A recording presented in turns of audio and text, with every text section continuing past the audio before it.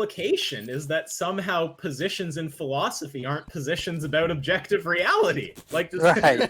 which is exactly what philosophy is supposed to It be, trying to contradicts figure out his what own- is objective reality. It contradicts his own position, which I take his moral bizarre is position to that? be a philosophical position. Isn't that supposed to be a position about objective morality? Yeah. Yeah, Don't, but don't even get me started on I'm- when you said sorry, I'm so sorry to cut you off. Just Go when ahead, you go ahead. said vague, like vague was just, it's the perfect word, because the thing is, like, look, when I go into a debate, I'm trying to understand what someone is like. My goal is just to get to the truth. I want to understand what it is that they're saying, and then if I agree with it, I'll agree. If I don't, I'll probably ask for an argument for it. But there's a stage before that, which is just comprehending what's being said. And Tom can't get through that stage, right? Right. When you talk about him being vague, when I talk to him about morality, I don't know if you guys saw this whole debate. I spent so long just trying to extract from him what he's saying about morality. And I never even reached a stage of getting to like arguments. Because it's or anything. complicated. Yeah, I watched it's that. nonsense. Real quick before Converse, yeah, I'll just throw my Yeah, two go cents. By the way, you nailed it. Philosophy is what philosophy is supposed to be in that regard. By the way, Steve, are you snorting coke or something? No. Not judging, but just it sounds weird. But I was going to say, the word evolution, right? Now, I've said this a million times. People know by now because I do biological stuff as well, a little bit, not heavy into that field. But evolution is the change of allelic frequency of change of allelic frequency in a given population of species from one generation to the next generation over time. And he could say, well, you know what? I'm going to change evolution to mean this. But when you asked him that, he's like, no, evolution has already a meaning. It's in science, blah, blah. It's like, then what are you doing that with atheism? How is that any different from what you're doing right now? You're taking atheism, which has a well-understood meaning in philosophy. And by the way, even if you wanted to use a negative definition for it, if you wanted to use a lack of belief position for it, okay, whatever. I think it's stupid, but knock yourself out. You can. But he was trying to make it into a very stipulative type definition, about more like lines of idealism of some kind. So why couldn't you do that with any word? Because that's what you're saying. Words are malleable or words are arbitrary. You make them anything you want, which is true. They're signifiers. They don't have any inherent representation or inherent meaning to them. But what kind of argument is that? Well, because some words are about objective reality and some are about subjective reality. God. Apparently, the only thing philosophers talk about is subjective reality. Well, the other thing is this. You guys notice. Now I've only got a few minutes, so because I'm picking up a pizza right now, and I'm gonna. Have to I noticed when your camera went Go on. nuts, man. I'm gonna have to spend the rest of the night with my lady. So. Oh, I don't blame you. But Are you referring to the pizza as your lady? Hey, food, hey, don't knock a good pizza, man. I'm doing the run. Pizza Women never are great, but disappoints. pepperoni, yeah. Right. No, but exactly what you guys are saying.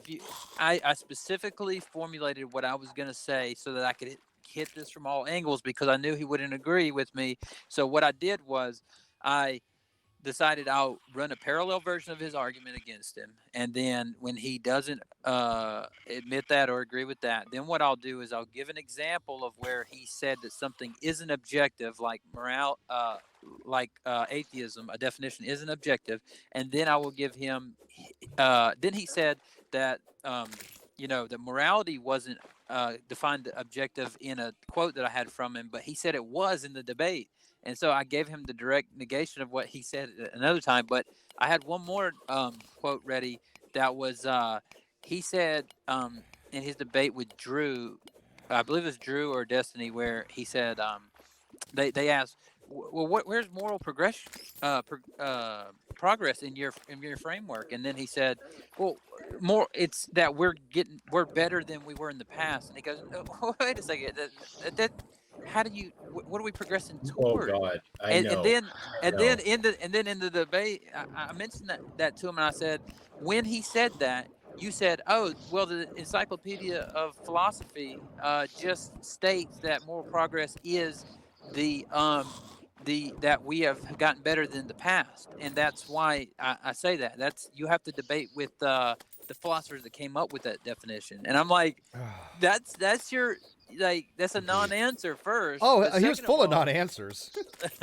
Oh, don't even tell me. When I debated him the other day, I ended up just yelling the same question until it became clear. Like, I was just trying to get him to admit propositions aren't noun-verb pairs. So here's the thing about what you're talking about from my perspective. I'm not super invested in the atheist debates. I completely respect it, but it's just, you know, people have different areas. Like I'm more focused in kind of like ethics and stuff. Me too.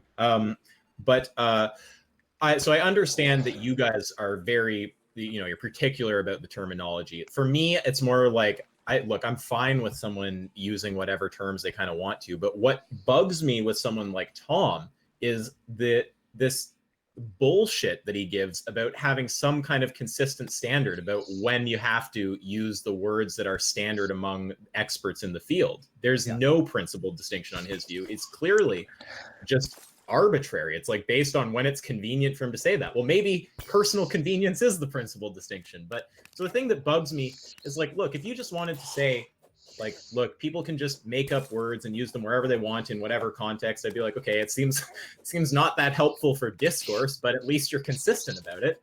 But when you just conveniently appeal to experts or standard definitions when it's useful to you, and then reject someone else doing the exact same thing, and you can't lay out any principled criteria by which you determine when it's fair to do this, I call bullshit. Yeah, I know, you're spot on. I don't think I could sum that up even better. I think you're exactly right on that. You are right. It is bullshit. And by the way, flat earthers do that constantly. And what's worse than that is because a lot of people still have some confusion in the discussions, and one of the confusion is that these words, which have usages in the field, in the domain of discourse, first you have to establish that is the case. Because I see a lot of atheists, well, not as many as I used to, because people have been educated on this now, but there are some holdouts, some of the parrots out there, I call them.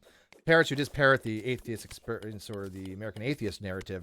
Oh, well, atheism is not a belief. Well, you're just automatically fundamentally wrong when you say that, because clearly it is a belief in philosophy. You don't have to hold that position. You can hold to a stipulative definition.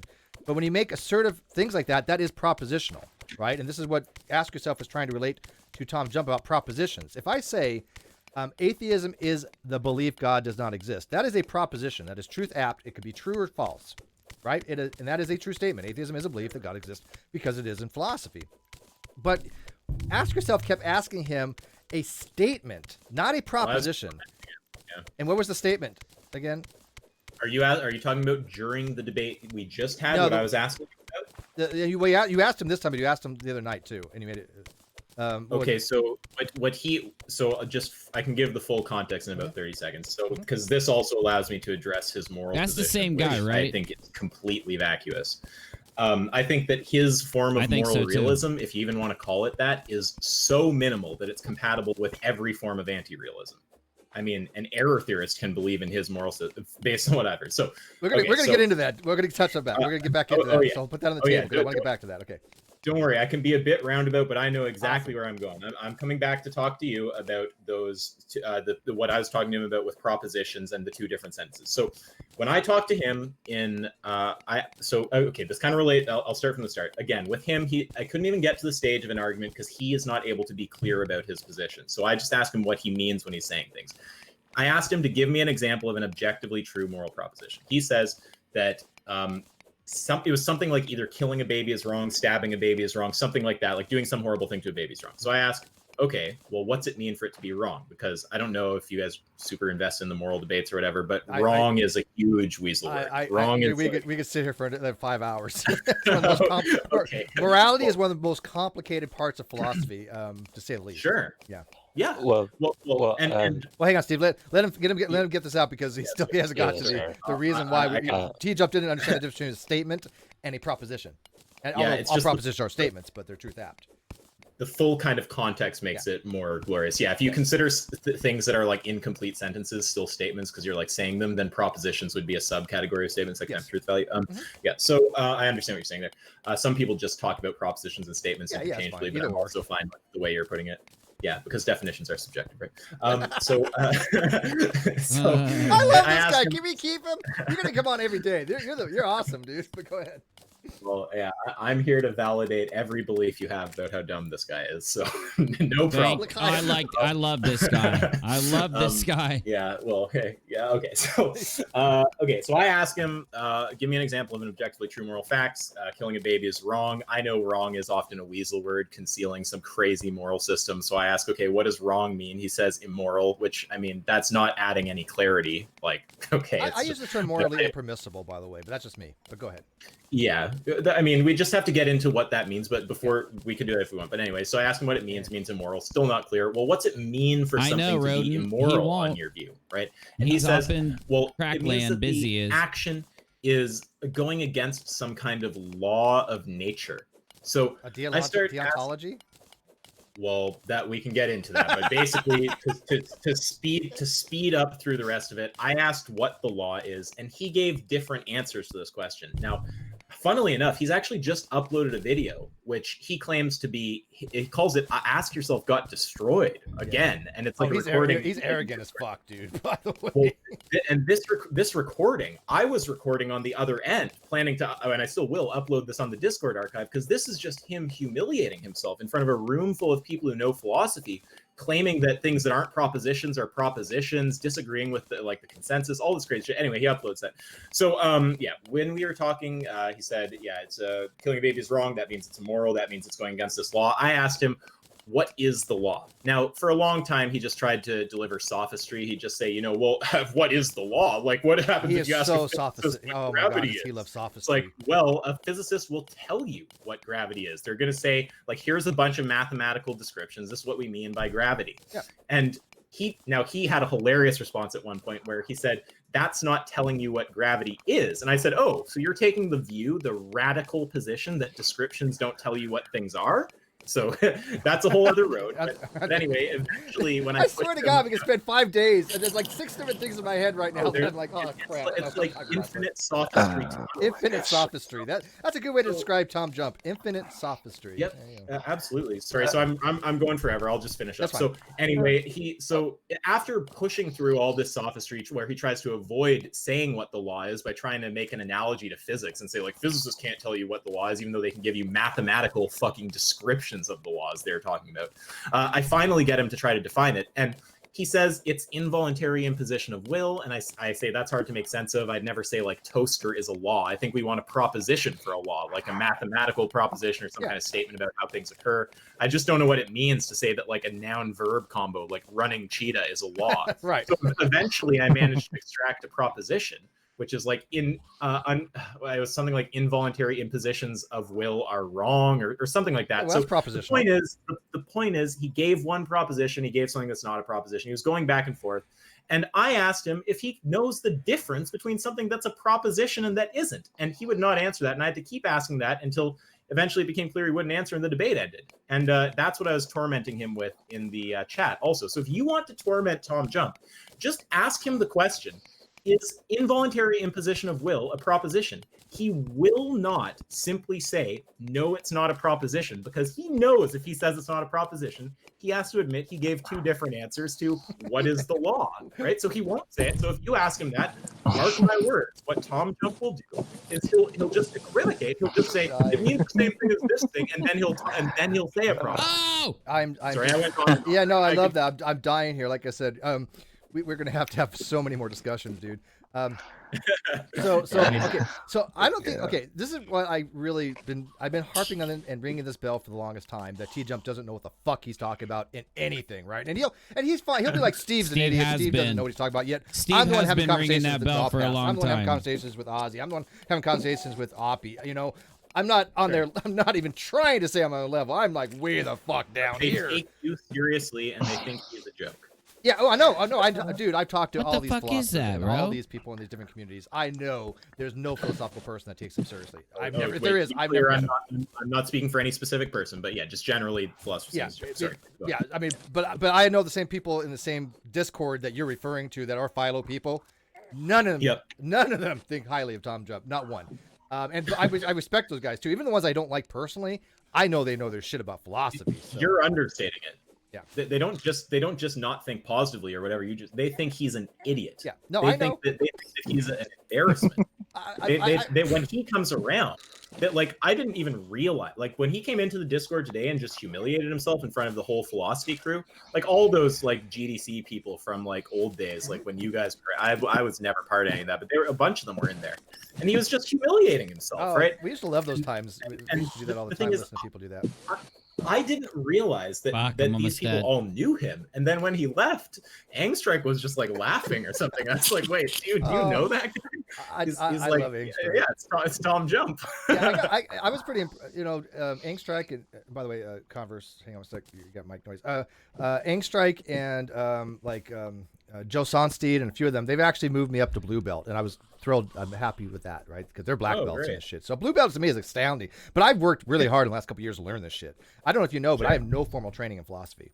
The only course I ever took was I took a course in critical contemporary rhetoric, or it was called Contemporary Rhetoric and Critical Thinking in Contemporary Rhetoric, where you learn about informal fallacies. So I have studied informal fallacies in college, but other than that, everything I've learned myself, and they've all said that I've upped my game in the last 4 years immensely, and I really take that to heart because I really have worked hard to read a lot and try to comprehend. But thank God for people like Malpass and Ozzy and even Jack and other people I've gone to and say, hey, can you help me understand these concepts? Real quick, Paul for $10. Steve, you're awesome.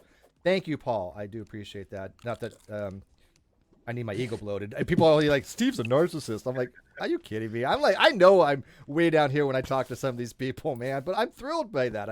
I can only learn if people know more than me, which is pretty much everybody. Go ahead. I can speak to that. So, sorry to cut you off. I just want to compliment Steve for a second. Like he's very humble. I talked to him in Messenger for a bit, and he's very quick to say, like, I don't know a whole lot about logic.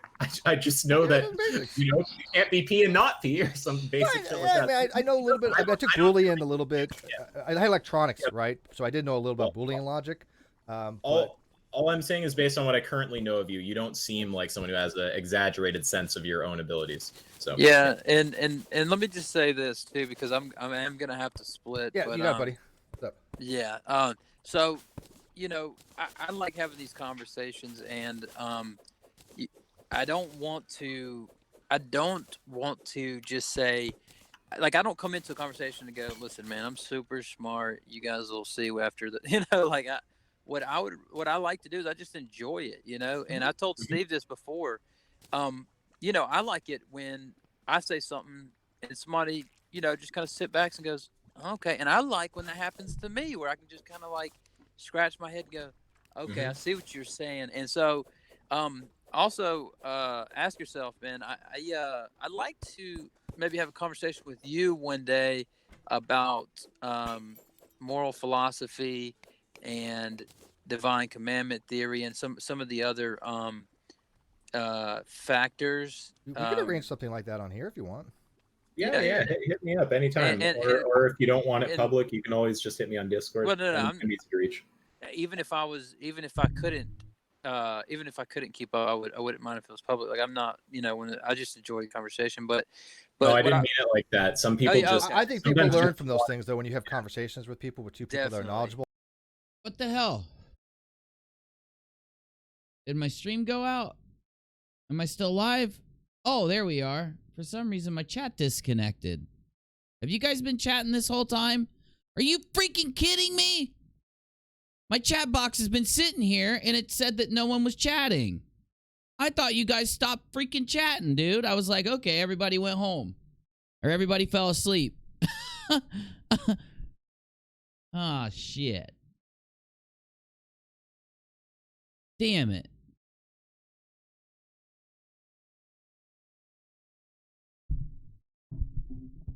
Yeah, isn't Ute that one dude? Hold on. I thought Ute was that flat earther. Is Ute a flat earther? Somebody tell me in the chat, is Ute a flat earther?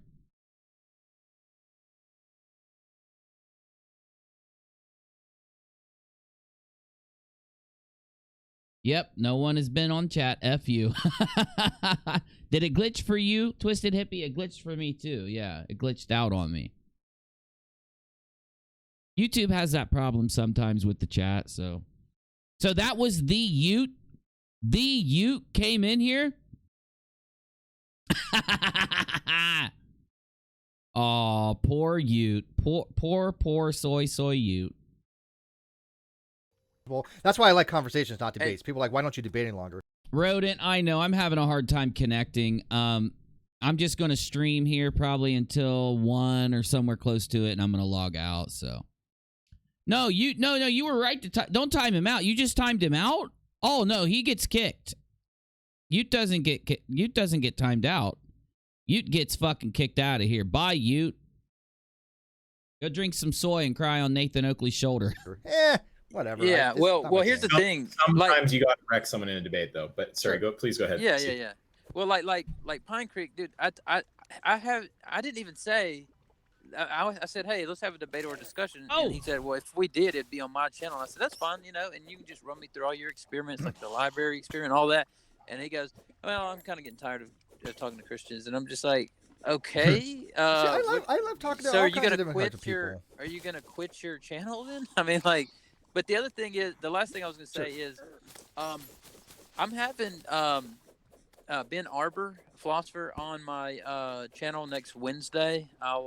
Steve, I'll shoot you the link. Oh. I'm gonna, if you want to subscribe or follow me on Twitter, I'm gonna put out some notifications. But I'm having him and some other philosophers that I'm communicating with. I'm fucking right now. burning or something. I don't know if you guys are familiar Stop. with Ben Arbor, but if you haven't seen his debate with Tom Jump, watch it. What was the name of the Because debate? I know. What's the title? it's something like Ben. It's just Ben Arbor.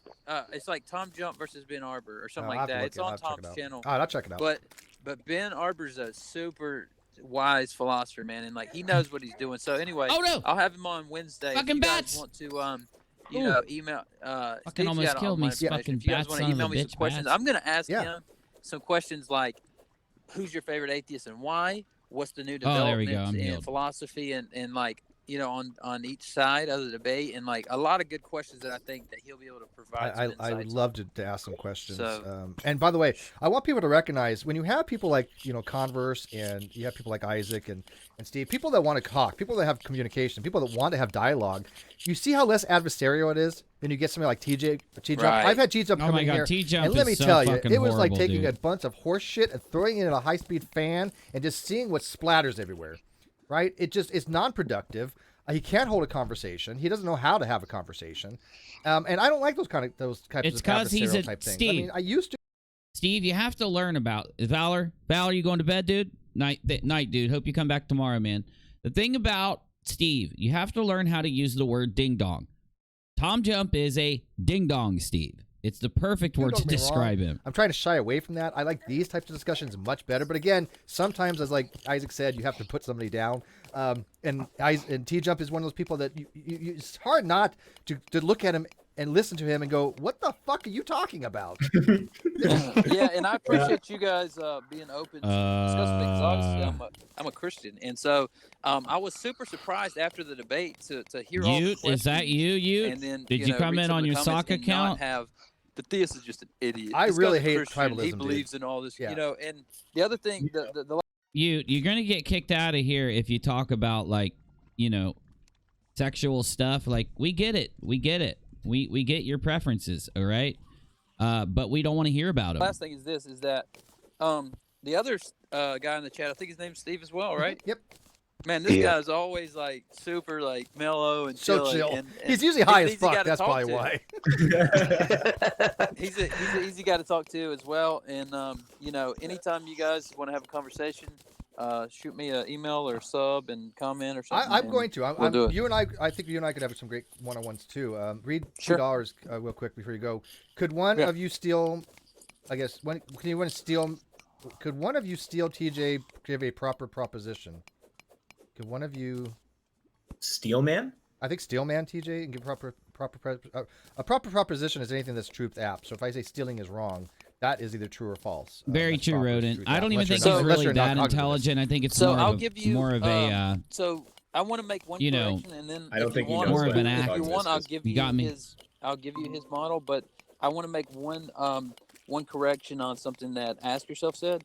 Yeah, can I so say something to you I first, thought though, you- just before yeah, your go ahead, correction? go ahead. I just want to say you mentioned You're people so not giving polite. you a hard time. I actually think you had a surprising amount of atheists cheering for Yes, you. I he know. did. I noticed Yeah. that. He no, really yeah, did. and yeah, When I atheists will seen- cheer when I against seen TJump. Yes. somebody in the chat say, I can't believe I'm saying this, but the Yeah, I saw theist that. won.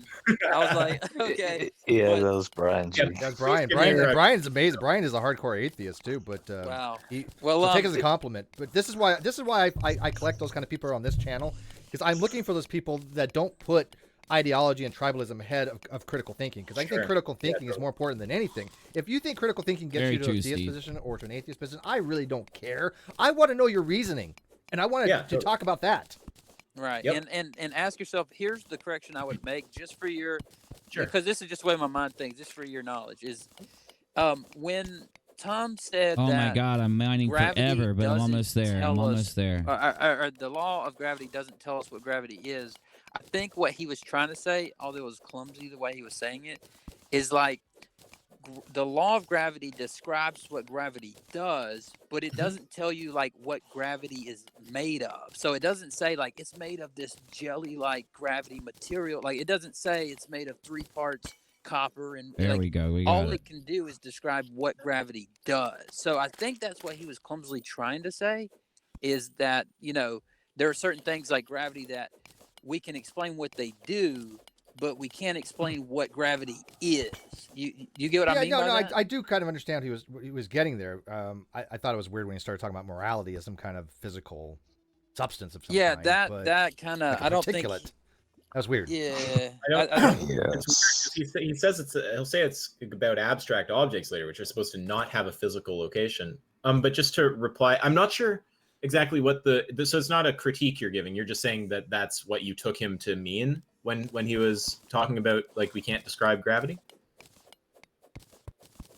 well, no, what I think he clumsily like meant, but he didn't say it correctly, was what Professor John Onyx and other scholars have pointed out, that when somebody we don't know what supernatural is, we know what gravity is, and then things like that. He goes, no, we don't know what gravity is, but we know Sounds what like a gravity fucking flat does. earth And psycho, bro. we can know about what gravity is because of how we can describe what it does, Yee! but we can't say what gravity consists of.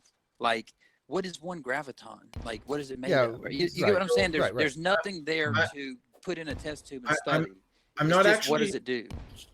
Okay, I'm not actually sure about that. Like, I don't know really by what kind of definition of like I mean, I guess it depends on your theory of like explanation or of description or something. Like, I don't really care though whether we're describing what it is or what it does or what. Like, all I'm saying is that when someone says gravity, I can know what they're talking Motherfucking about knock because me into my Right, brain, I know- dude. Can Just I like give you me, dude. can I give you a thing on that, Isaac? Oh yeah, sure. Please. There's a distinction between scientific realism and scientific anti-realism, and there's also scientific instrumentalism. And even though I tend to scientific instrumentalism, Alex Malpass makes a really good case for science realism. and when you by the way, I'm telling you right now. I gotta get going. Okay, Steve. Converse, thank you. Care. We'll hook up All right, later, brother. buddy. I'll tell you guys right now, if you ever get in a discussion with Alex There it Malpass, goes. what was that? Oh, I just said I'll Converse. hit his criticism after he leaves though. If you ever get in a discussion with Alex Malpass, you have to realize one thing. No matter what side he takes, he can argue the sky is purple polka dot and probably win in a discussion. Just Yeah, it's very good. just flat out, you're going to lose. But anyways, he does subscribe to more scientific realism, and he has really good arguments for it. But And realism. and I tend to more anti-realism because I tend to scientific instrumentalism, which is not scientific realism. But I can see a case for scientific realism. But the point is, all I give a shit is about is the theory works, that I can use it to model and make predictions. What the base level is, what the actual ontology is, that's a different question to me. I'm not really that concerned about it, but to me, that's a philosophical question, not a scientific question. Yeah, you're coming out of applied sciences, right? Aren't you an engineer? Doesn't your I thing was, say you're- my background was in the nuclear field. Yeah. Okay. Well, that I could kind of see why that might kind of give you like point you towards that kind of thinking about it, like not so concerned about the ontology, more exactly. concerned No, about like it's what fine we for other practically people. use it. Yeah. I just want to address the. Sorry, I know you haven't talked much. I feel so bad. I don't want his criticism. Well, it's not even really a criticism. I just want to address what he's saying. So, yeah, if the idea is like if I tried to make what he said into a criticism, it's like I'm asking for something unreasonable about gravity. Maybe we can't describe what it is. We can only describe how it functions. I'm not sure exactly like what the distinction is there. I don't know. I'm not sure if I buy that there's a big distinction there. and we could think that through. But what I could say is this: like, we can grant whatever distinction we want. The point is just that when I ask a physicist what gravity is, right, they can give me some kind of mathematical description. I don't know whether that's a description of what it does or what it is. I'm not that concerned about that. The point is they can give me some kind of description of what they're talking about. Now, if let me just give you, and then I think obviously the problem is that Tom can't give you any kind of description of what he's talking about when he, or what it does or whatever, when he's talking about. So what would be a good analogy to show like when physics would become vacuous would be, say that physicists just told you that an apple falling from a tree is an instance of gravity, and you say, well, what can you tell me about gravity? They're like, well, an apple falling from a tree is an instance of it. And you're like, right, but an instance of what? Like, yeah, that's where TJumps was running, by the way. Yeah, it's an instantiation of it. Imagine if they just had nothing further to say except, oh, well, it's a law. You're like, okay, but what do you mean it's a law? It's like, well, the apple falling is an instance of the law. It's like, okay, but what's the law? Well, the law is the thing that's exemplified when the apple falls. It's like, okay, it's not telling you anything, right? Like, I don't care about getting hung up on if you're describing it or what it does, right? Does it have any content beyond it just being the apple falling, right? If the apple falling is an instance of something, what exactly is that an instance of, right? And if they couldn't give an answer, you'd just be like, well, it seems vacuous to call it gravity because it's not clear that gravity has any fucking meaning. All you're saying is that the apple falling is it. Yeah, I think you're spot on that. Let's get Steven here real quick. Even a bit, and then I'll do the super chat. Yeah, Isaac, right? Ask yourself. That's an. Yeah, Isaac. Yeah. Isaac, what you were describing about, basically the description of gravity and all that, and the little bit I saw with your interaction with TJump on morality. A lot of that was very similar to a debate he had a while back with, I believe, was a Neoplatonist. A Thomas Neoplatonist. Yeah. I forget I don't remember every single detail, but one particular instance, the Neoplatonist, he brought up the potentiality, particularly like with quantum mechanics, and TJump was like, no, that's all made up. It doesn't exist. It's just a made up word. I'm like, what the hell are you talking well, I mean, it's Aristotelian, don't get me wrong, but there's definitely potentiality versus actuality. These are actual, I hate to use the word term again, but they're actual terms that are used, and there's legit reasons why they use these terms. And just because they use Aristotelian or Thomist or Neoplatonism doesn't detract from the fact that they are legit terms to use in these types of discussions, right? Especially when dealing with possible world semantics. Was he saying something about quantum physics doesn't exist, or potentiality doesn't exist? The potentiality and the actuality was what Neoplatonism was involved, particularly like what Steve mentioned. It's a Aristotelian category. Well, I mean, okay, so I don't want to just jump down any like Tom must be being stupid because he's Tom thing. Like, I'm not sure exactly. That is it. I mean, I'm not sure exactly what someone might mean if they said something like potentiality exists or doesn't exist. Like, that's a kind of weird. Like, it sounds like metaphysical. So I don't think I'm going to take a stand. Metaphysics is great. But yeah, it's simple. But the way I would describe it, and then Steve, tell me, because you study this stuff a little bit. Potentiality is the ability to act, and actuality is the action taking place. Something along those lines. Pretty much, yeah. Pretty much. And we recognize that these things are the case, and when we're talking about cause and effect, when we're talking about the potential things to do something, there's a potential state to be had. And when you get into what's called possible world semantics, we live in an actualized world. This is a world. Possible worlds are indexical, so the world that you're in, that is the actual world. So we live in the actual world, but every other world that possibly can exist is a potential world or possible world that can exist in that theory, right? Doesn't mean they actually do. It depends if you're a modal realist or a modal analyst.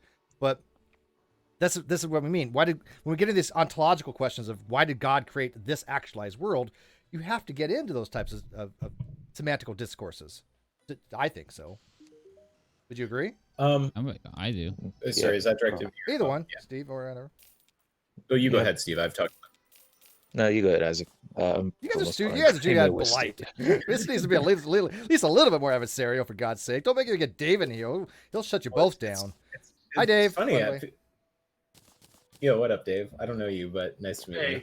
Dave's my producer for the Non Sequitur show. Oh, okay, Yeah, cool, Bull. cool. I'm doing well. Do you have some input that you want to throw in?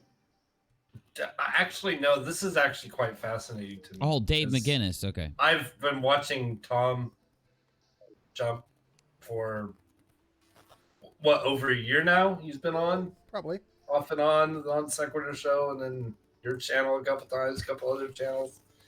It's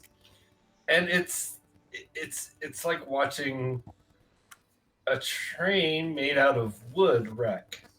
Good analogy.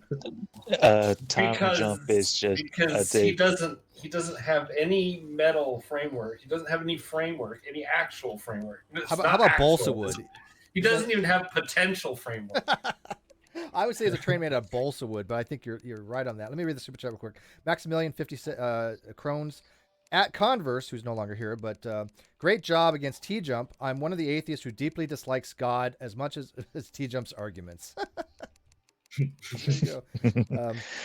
Real quick, I want to kind of get back to where we were a little while ago. There's some stuff where he's kind of tabled. Oh No, There's so many things we can talk about. And by the way, we're going to have more David McGinnis and Bull are two different discussions people. like this with you. But they Trust me on both this. did. Like, One of the things I really produce wanted a to make whole- clear, and I don't think that TJump They're both cool understands, as hell, and though. you can tell me if you have the same kind of analysis. TJump doesn't understand that when we're talking about objectivity, we're talking about propositional things like objective morals. These are morals that can exist, that we can discover on our own, that we don't have to have somebody told us what they are, that because we have to have some kind of subjectivity to them. For example, if Dave here said, Steve, I have a toothache. Well, I have an epistemic limit that I cannot access that information. I cannot put myself in his mind to experience that toothache. It is subjective to him. So therefore, it is a subjective case. An objective case would be something that we both could look at and go, yeah, we both agree on this, right? So if there's a moral fact out there, which I do believe there are, we could objectively look and say, yeah, we both agree this is a moral fact. Even the subjectivists will agree they're moral facts. But I don't think he realizes that these are meta-ethical theories, not normative.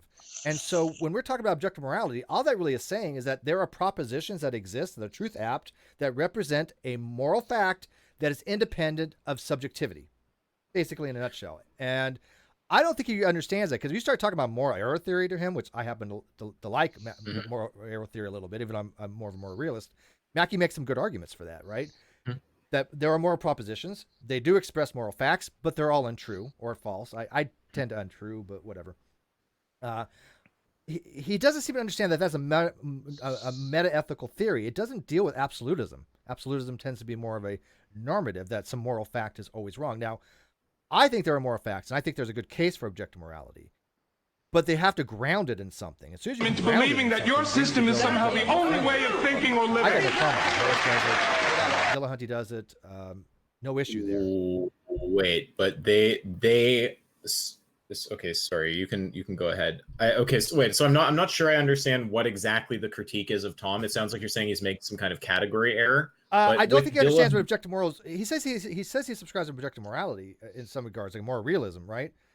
But I don't think he. But he doesn't think there's like, it's not clear. He thinks there's like a mind independent like fact of the matter that some proposition is like true or something. Is that what you're saying? Possibly. I don't know. This is where you think really agree. We don't is. know. He doesn't understand. He doesn't explain it very well. What his Well, position is. this is the problem in a room full of people who have completely agree with I just everything wanted to they put said, this out though. real quick. YouTube has seen that my original FE Core Can't Laser video is not a copyright infringement, And restored it. as was told by them, and they also reviewed it. Finally. And It took 3 weeks for me to get a strike taken away from a bunch of people that were white knighting from a psychopath named Betty Washam. So, Sly, I could understand how it would take a while for them to get to the review stage there. Yeah. well, long story short, another fraudulent claim taken down by FE Core. My channel no longer has a copyright strike. Wait, what the Sam fuck? Why did it restart my stream? It restarted my damn stream? You gotta be kidding me. It broke my stream into 2 videos. Sorry, guys. Give me 2 seconds. I gotta check this.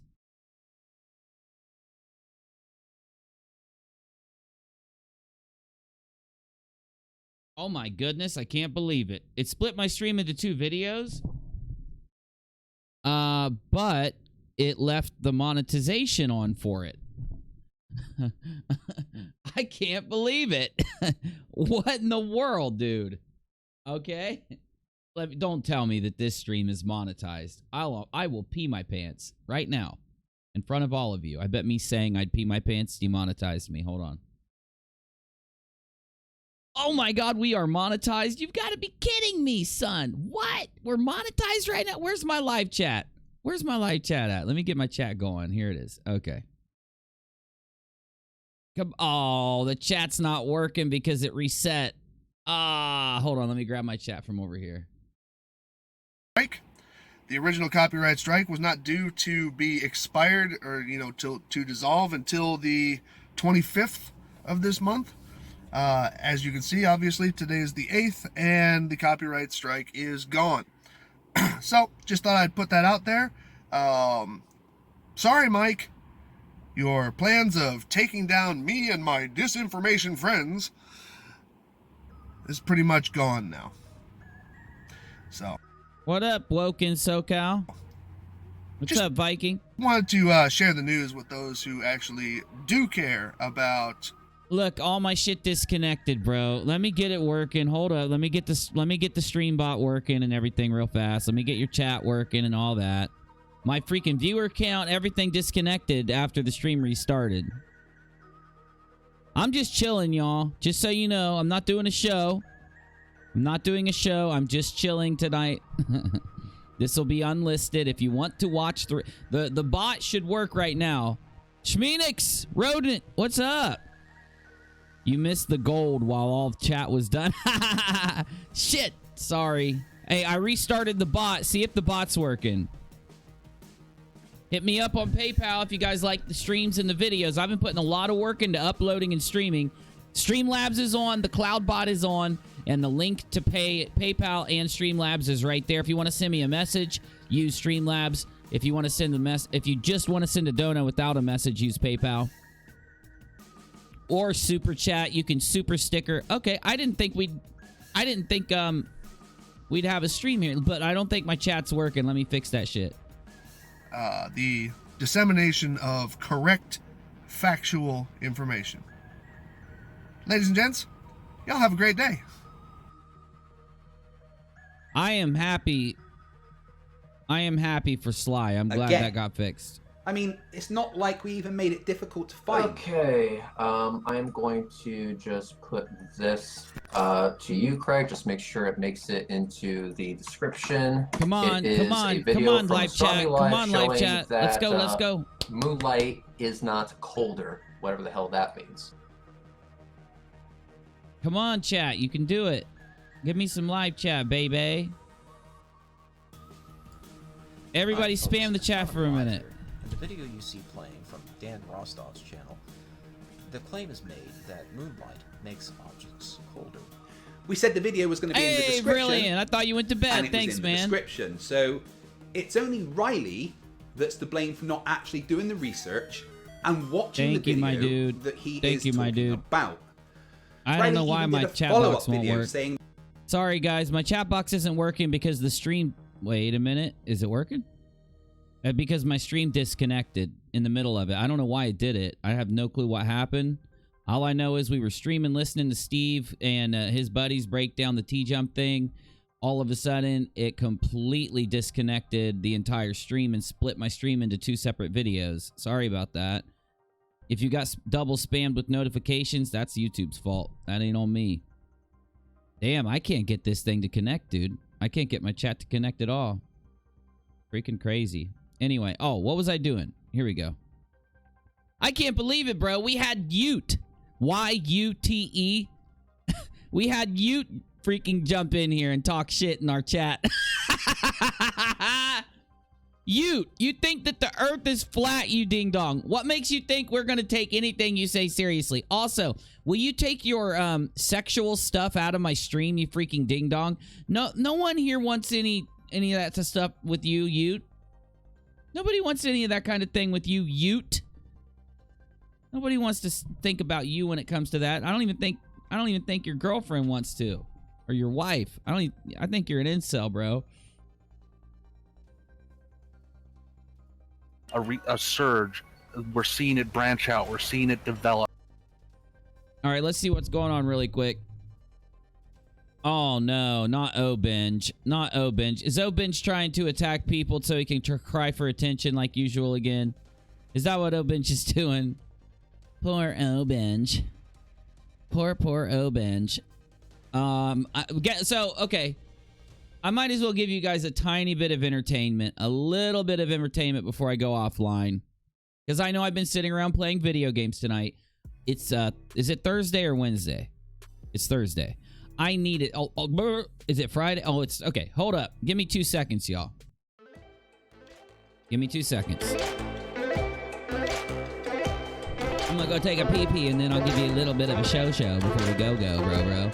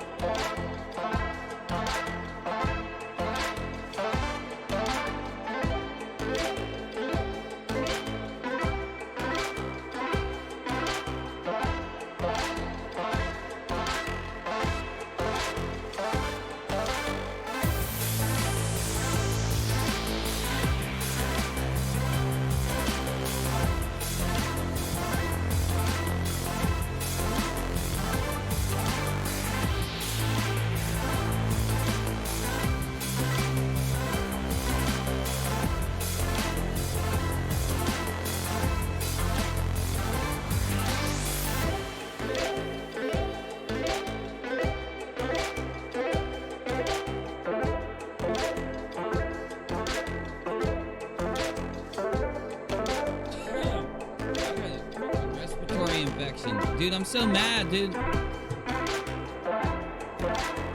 I want your live chat to be on my screen, guys. I want your live chat on my damn screen. If the live chat kicks on all of a sudden, let me know, okay? Anyway, so I did a stream the other day where Nathan Oakley was flipping out, and I figured he would wise up and stop flipping. He did not. And this is what we will know forevermore as the fall of Nathan Oakley. After he does this, he will fully fall out of all respect on YouTube. He has given away any last shred of respect he had, which he barely had any left when he did this. I asked you to come to terms. I did not hurl abuse. There was a long pause after my question that did not get answered. Then you carried on track, ignoring me. What are you saying I shouted you down and muted you for, you lying fuck? No, I asked you if you understood what coming to terms meant, and there was a long pause. Not because I shut you up, because you don't have the slightest clue what you're doing here. You don't know how to debate. Coming to terms, as I've just explained to Babs, and he's asked you if you understand, is reasonable. Now you've just lied and said I talked over you, shouted at you, because I couldn't answer a question. No, you projecting piece of shit. You couldn't answer my question, hence the long pause. Do you understand what coming to terms means? Right, okay, let's come to terms. So the sun is, according to you, a light in the sky. How fucking dare you? I haven't defined it. I'm asking you to, so you're immediately going to strawman me. I made it explicitly clear only about 30 seconds ago that I would say I don't know. Now he's telling my audience what I think the sun is. What an outrage. Do people not appreciate why I get so pissed off sat in this chair? I've asked him to define what the sun is, and what he's done, having not listened to me say I don't know what it is only 30 seconds earlier, told my audience what I think it is. So what, you're clairvoyant now? You Mystic Meg, you can see into my brain, even though I've literally verbalised that I don't know what it is. Is Steve still live? How is Steve in my chat if Steve's live? Or is that the old notification from... All he can do is parrot off his nonsense rhetoric about what it is in a sphere world, in a bloody vacuum, a second law of thermodynamics violation, according to his bullshit sphere belief. That's all he's got. So we can't come to terms on what the hell it is.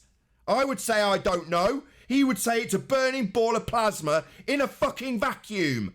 Yeah? So are we going to come to terms on what it is we're arguing about or not? Clearly not. End of argument. But he doesn't want to. He wants to strawman the shit out of us about how much it lights up the plane, presumably based on a model he's seen from some other wanker flat earther who tells you that's the world, with some bloody lights dangling over it. Yeah, we don't do that here. We are far more professional in our debating. We come to terms, you stupid moron. Next. Okay, so you tell me what the sun is then, Nathan. I'm asking you, you're making the doesn't matter fucking what the sun claim. is. It doesn't matter. And debating about it is Nate's way of trying to distract us all from accepting the information from the original question. He can't shut up. That's his second Oh, chance. fuck I'll give you. him 3 strikes and then he can just fuck off altogether. Fuck you. Hey, 3 strikes me now, bitch. Fuck you. You can't. Stop swearing, please. This is the flat Earth debate, guys. Go back to the original point. It has fully Which one? hit Yours about Coriolis? pure shit show. Or about Pure the sun? fucking shit show. There's nothing left. About the sun. Do we need to know what the sun is to observe All what it right. does? I'll go take a look, What it Chesh. does. I'll take a look here in a represented second. that it lights up half the plane, and as a flat earther, we should see it at distance. Sorry, what should we see? Oh, my bad. We don't need to know that. I mean, I'm not basing it off of his straw man. I'm just saying, like, Sorry, for his argument, Babs, would it make a difference for the sake of argument if it was a magical pixie that could vanish altogether at will versus a burning ball of gas in a vacuum violating the second law of thermodynamics? So if I say to him, well, because the sun is a pixie that can disappear, and he'll go, oh, whoa, whoa, whoa, whoa, whoa, whoa. Well, you can't just say the sun's a pixie. Wouldn't it be more reasonable, rational, and normal to come to terms about what the hell it is? Right, I'm just going to roll the camera and waffle because I can't think of how to start this. So this is a video log just to introduce where I'm at and why I'm doing what I'm doing. I've spent 4 years floating around aimlessly, doing nothing really, and it's sad because I feel like I'm more capable than that. And You were wrong. You are not more capable than that. You should have just stayed doing nothing. being a lazy person, I want to find an easy way of doing everything, and yeah, this generally. Hi, I'm Nathan Oakley, and this is my second Hi, I'm Nathan Oakley. a series of many. Hi, in 2 years I'm gonna have a flat earth debate show where I scream at the top of my lungs calling other people fundies when obviously I'm the fundy. I'm just preparing to do an interview with my uncle who is a creationist, Christian missionary, has a very large congregation, he's been all over the world, has done very, very good work, and is a great Oh damn, 14 up, 14 down. I'll help that out. guy. As is the rest of his family, who also do loads and loads of charity work. My reflections on why my belief in God does not jive with science. Well, I think we can accurately, understand what's going on. The point I'm making to all of you is that Nathan has hit full fundy. He doesn't even care anymore. Like, he doesn't even care. There's no debate. There's no discussion. He's just going to go completely batshit. What normally happens when he has like a really bad show and there's a lot of screaming and yelling, typically for weeks he'll behave. He'll go back and watch the replay or something and he'll chill out. But after the other night when I showed you him just screaming his ass off, just going nuts, he hasn't changed. It's been nothing but a scream fest every day. Sorry, what should we see? Just ignore me. There was a long silence, followed by a whole stand. What? Like every time I skip ahead, he's yelling. This is not the same stream from a few days ago. And the stream in between this stream and that stream is nothing but him yelling too. Coming to terms. Oh, I've literally verbalized that I don't know what it is. fucking torch. Oh, okay. makes No no worries. difference. No worries. You've defined it. It could be someone up there with a big torch. Go on, make your example. He's not even trying anymore. If we don't know what... So I've talked to some people in Discord to ask them what they think's going on. Some of them think that Nathan Oakley's donations have started to dry up. And because of that, he started to yell and scream and flip out because it causes more of the other Christian fundamentalists that watch him, the flat earth fundamentalists, Christian fundamentalists, to, like, when he starts yelling and screaming and going full Jerry Springer, flat Jerry Springer, it incites donations and views, and it gets people talking. It gets more, you know, Globers coming in to watch it because they want to decide if they want to do a video or they want to talk about it on a live stream, or whether or not they just want to laugh at it if they don't, or if they're not content creators. And in turn, because of the boost in views from the Globers coming in to look at him scream for an hour, it causes it to get recommended to more flatties who then come in throughout the rest of the week, or, you know, after it and donate. Now, I've thought long and hard about that, and I think they may be correct because, you know,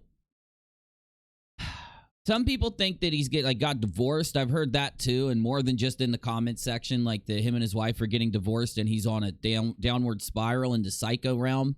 I don't know exactly. It's the Jerry Springer effect, says Rodent. You said it while I was typing it. I know. Well, and I think there's so many people that think that because it might be true, bro. It might be true. I apologize, guys, for just sitting here playing video games today. But, you know, I can't do a live stream with, I can't do a stream, like a prepared show every single night. There's not I would be, just making shit up for you guys, right? Just for the sheer sake of doing a show, I'd be out pulling things, if that was the case. So if you ever see me doing a video game stream like I did tonight, or, whatever it may be, you know, you don't have to stay, you know, unless you're interested. Because what I do is I put a video up on the screen that I want to watch and I play a video game. I know that there's not going to be a lot of people that stay and hang for that, but I'd rather do that and go live and hang out with you guys than just stay offline for the night or just go and hang out on D Live. So, you know, I'd say maybe 2 or 3 days out of the week, I'll either not stream or stream a video game while I watch a video, like I did tonight.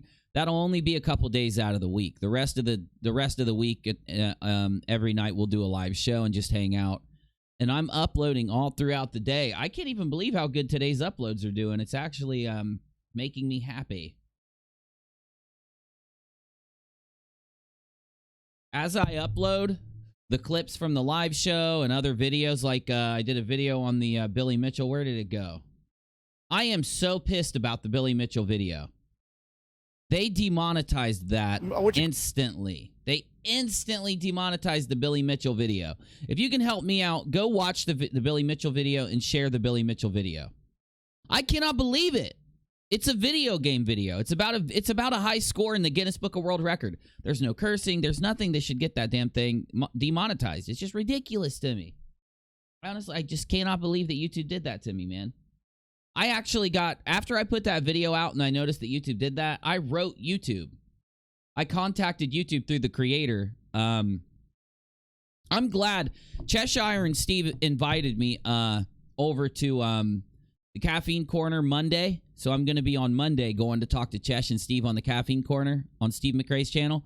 And she said she wanted to talk about YouTube and stuff like that when she messaged me. I think that's a great idea. YouTube is killing its creators' channels. They really are.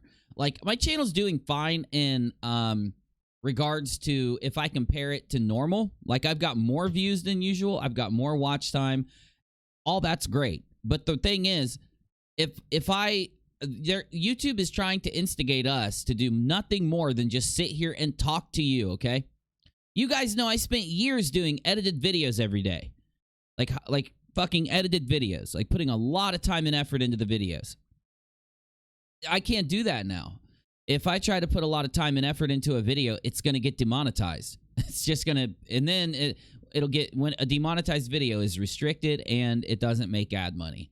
I don't give a damn about the money. I don't make money off ads anyway. I care because it gets restricted.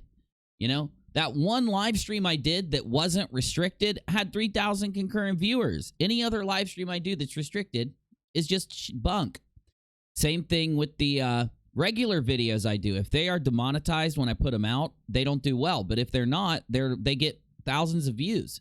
You can go back and look in my video list. You can see there'll be a video with a couple hundred, then a video with thousands, couple hundred, thousands, 20,000, 8,000, 500, 600.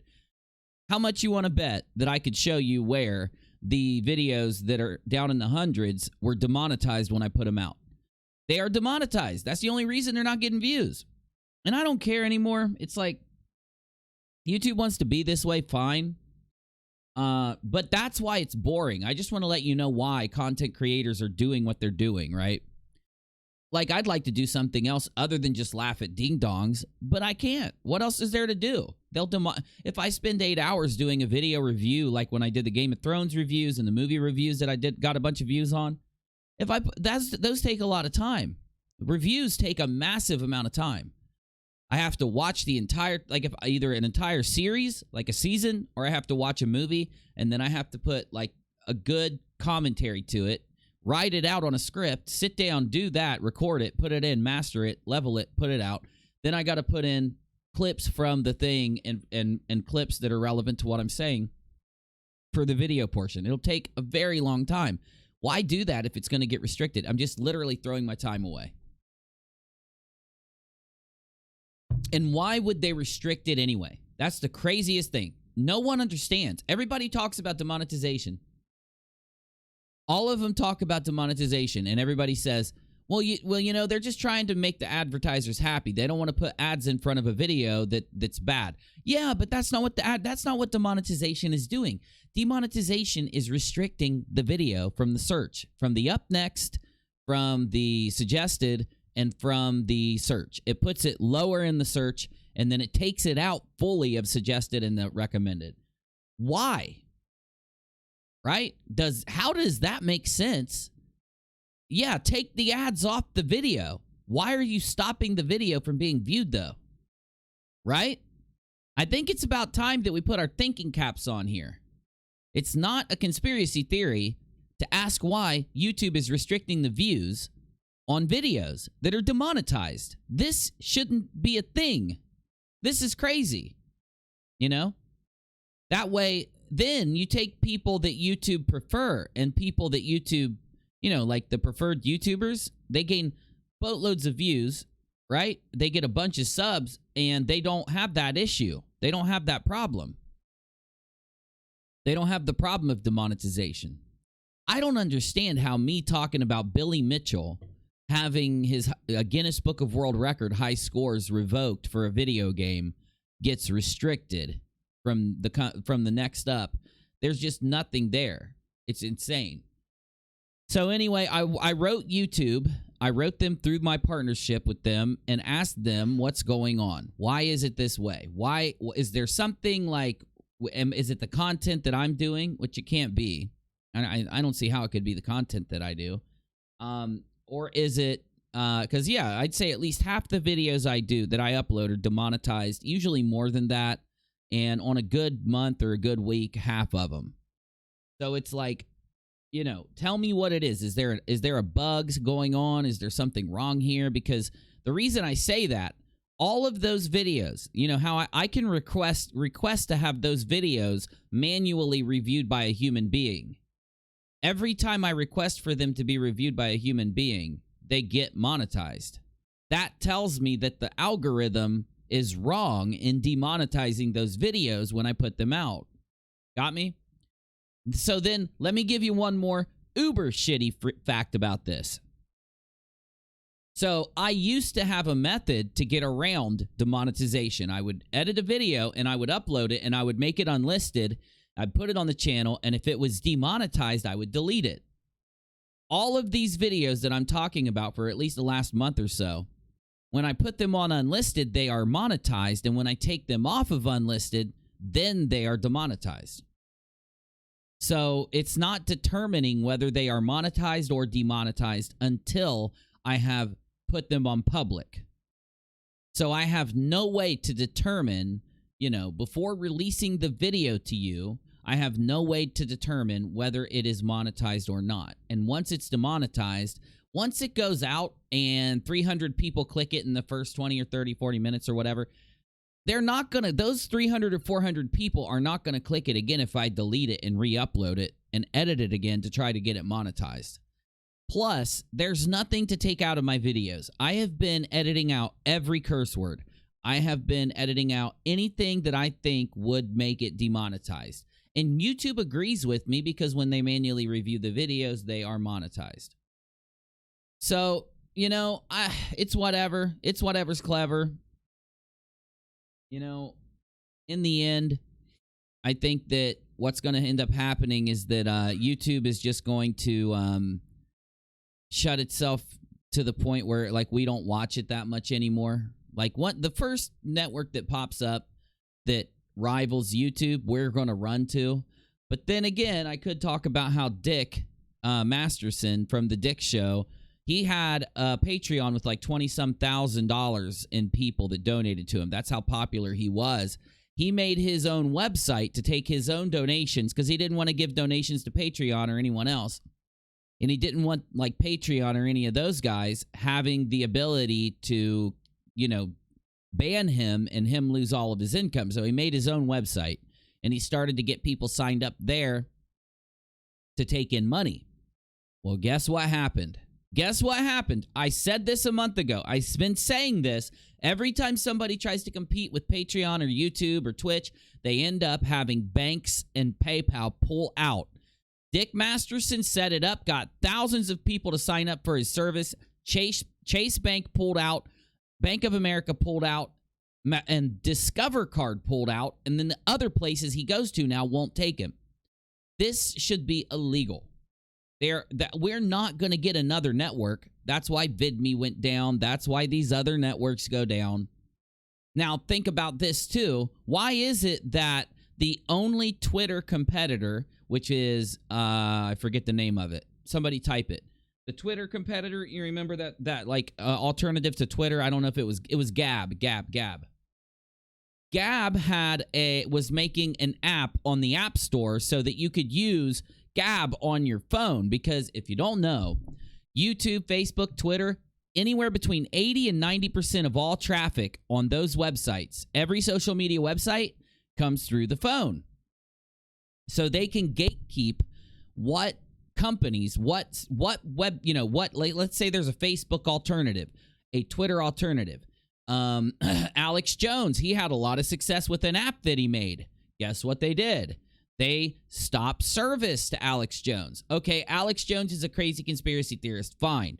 But then they stop service. They block service. They do not allow you to sell your app or even give away your app for free on the iPhone store and the Android store if you're a competitor to Twitter. Gab is not allowed to make a phone app. So they've literally created this way to prevent any company from rising up and challenging them, because you guys know the minute that a new social network stands up that says we're not going to censor you, and the minute that a new YouTube steps up and says we're not going to demonetize you, if you're on our network and you're not doing super hateful things, you know, remember the old YouTube? That's what we are going to make. The minute the next YouTube comes up, all of us are rushing there. You know, every time a new network comes up, everybody rushes there. The problem is, I don't think they're going to let it happen. You know, do you realize people could become rich from making the next YouTube, the next Twitter, the next Facebook? They could become rich. Why is it not happening? They're not letting it happen, y'all. Seriously. Look at the amount of people who had 1 million subscribers, hundreds of thousands of subscribers, and got kicked off this website and don't have businesses anymore. There's a bunch.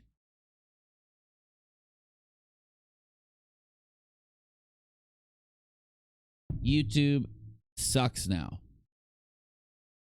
And the algorithm is so broken, it can't show you a video that you want to watch even if it wanted to. It can't.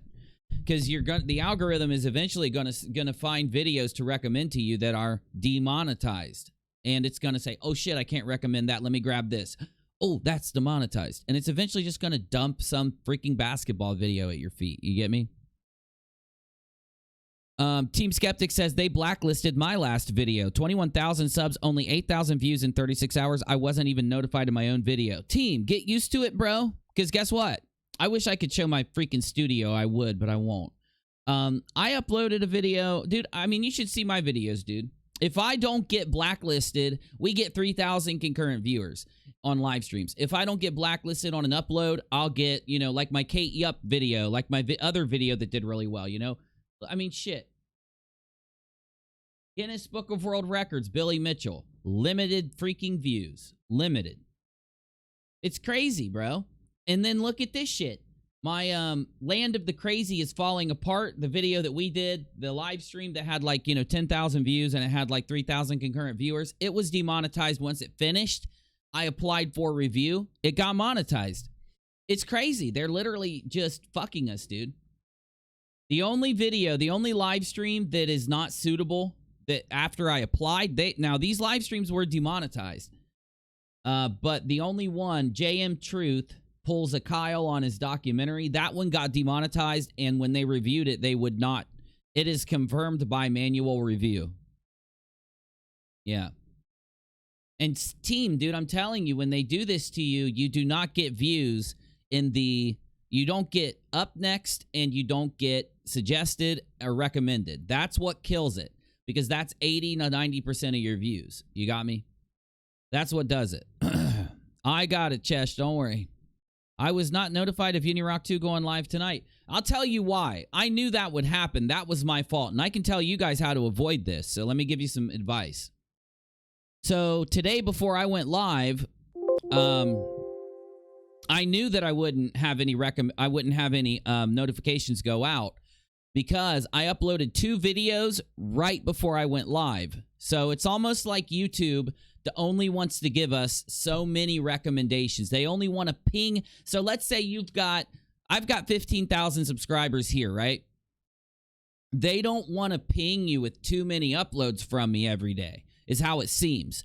Because if I go live at night with no uploads, we'll get a big live show. But let's say I upload at like 4 p.m. or 3 p.m. or whenever I get done. I wake up at 8 a.m. and I work my ass off and upload a video or 2.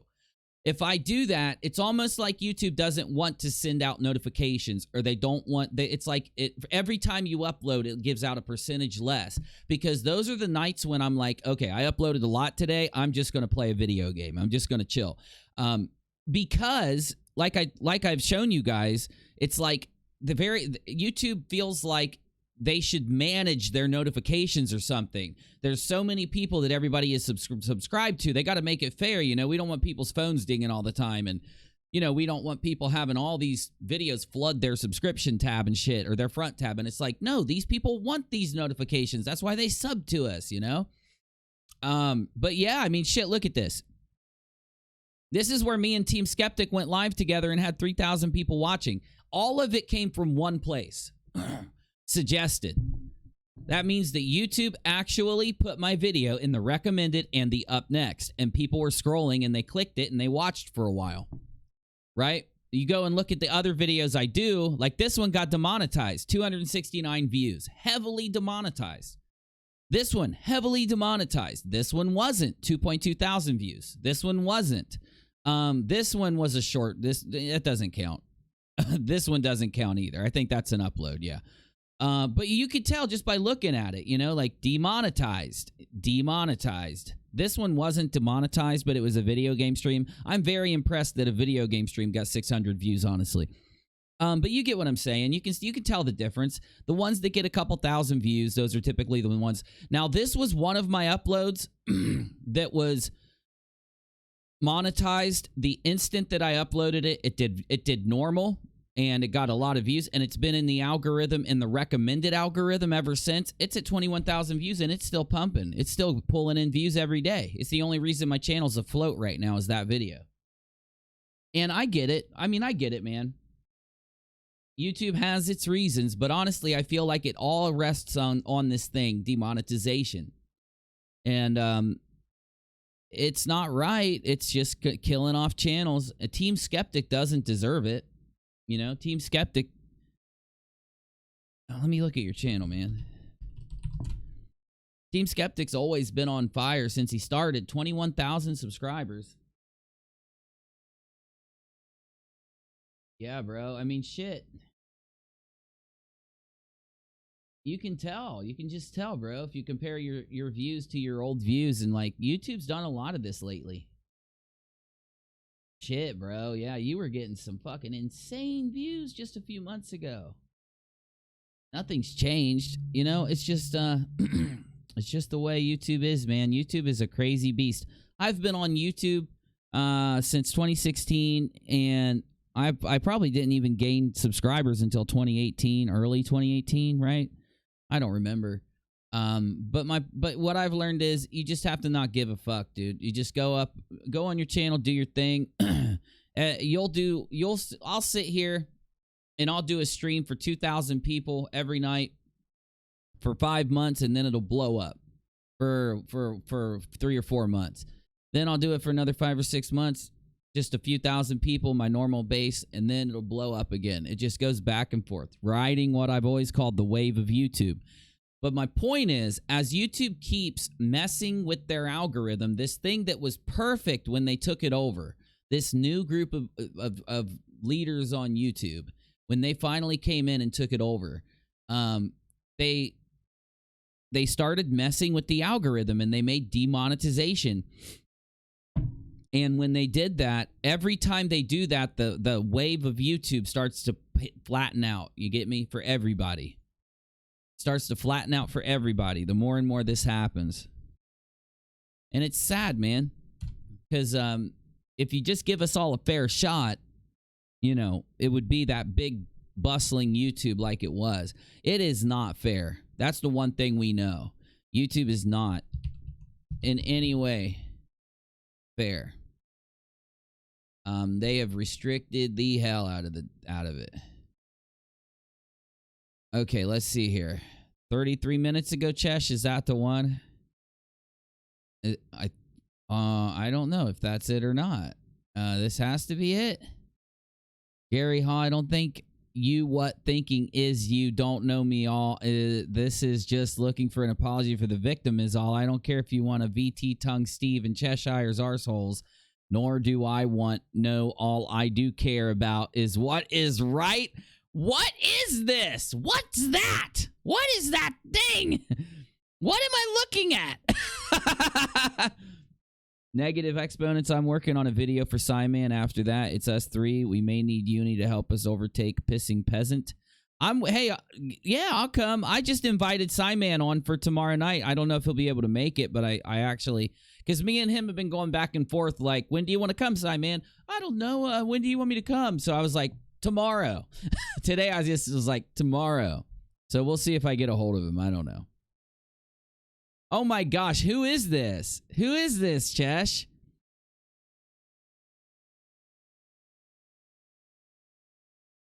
That's funny.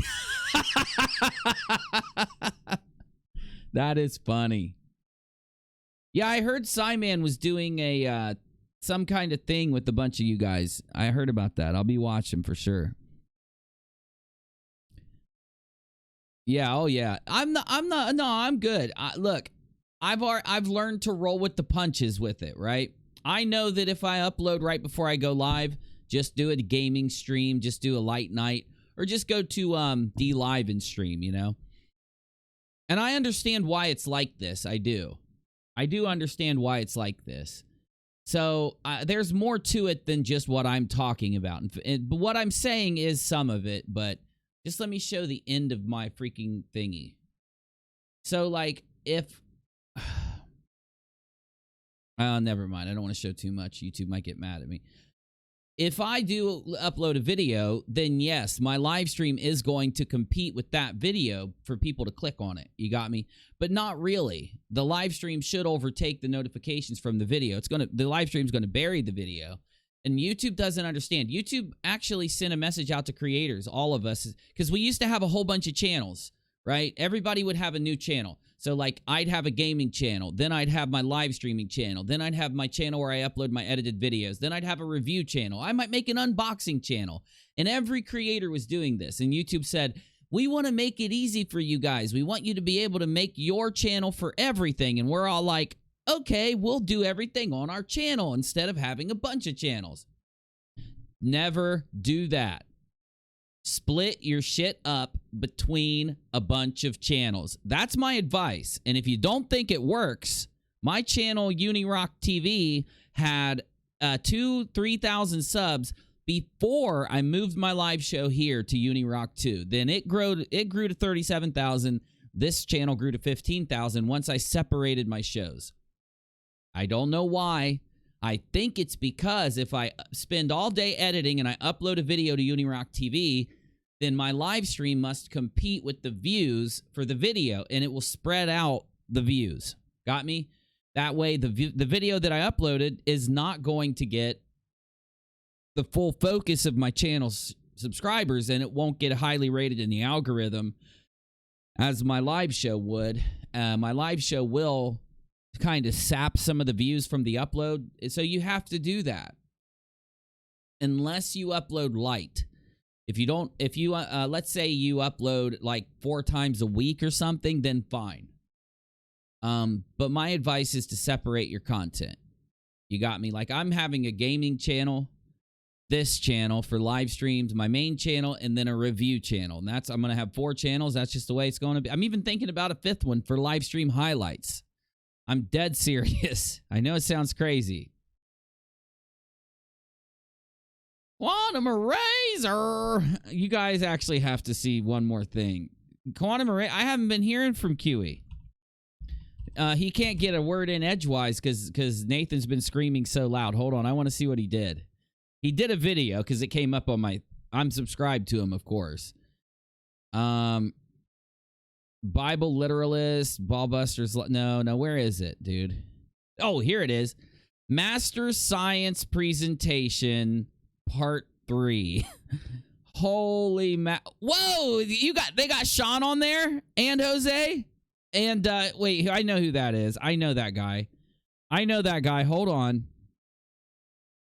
Who is that guy? It's a white picture on his channel. What one you want me to watch, team? Oh, that's McToon. Yeah. I knew that, damn it. I knew that. Why is that the Master Science Presentation Part 3, though? Well, I think they're trying to say that's a fallacious statement, but they don't say that. They say semantics, so they don't even identify it. Well, you guys do argue semantics, you freaking ding-dongs. What do you think you're doing over here?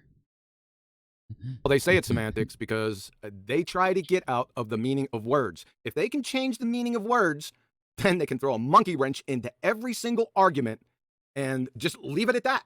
And no one wins, no one loses. It's a ball of confusion. That's their modus operandi.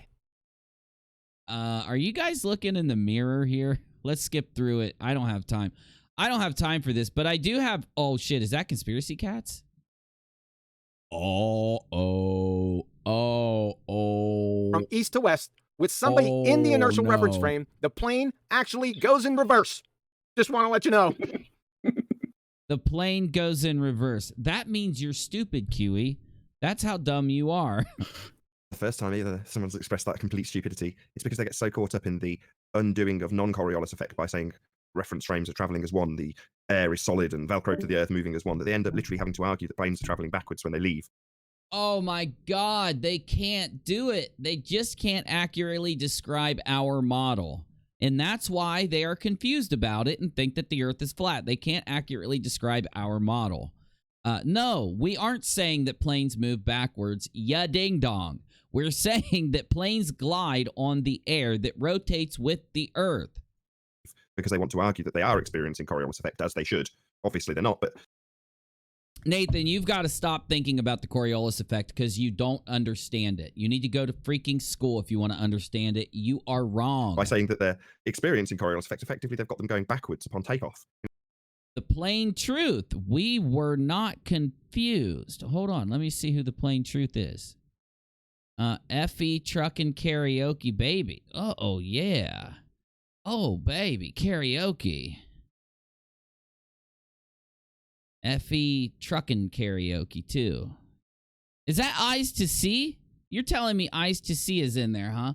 I want Eyes to See to come on my show. I will give her some eyes to see the truth and how much of a ding dong she has been. Go to 107. Gotcha. Hold up. That's next.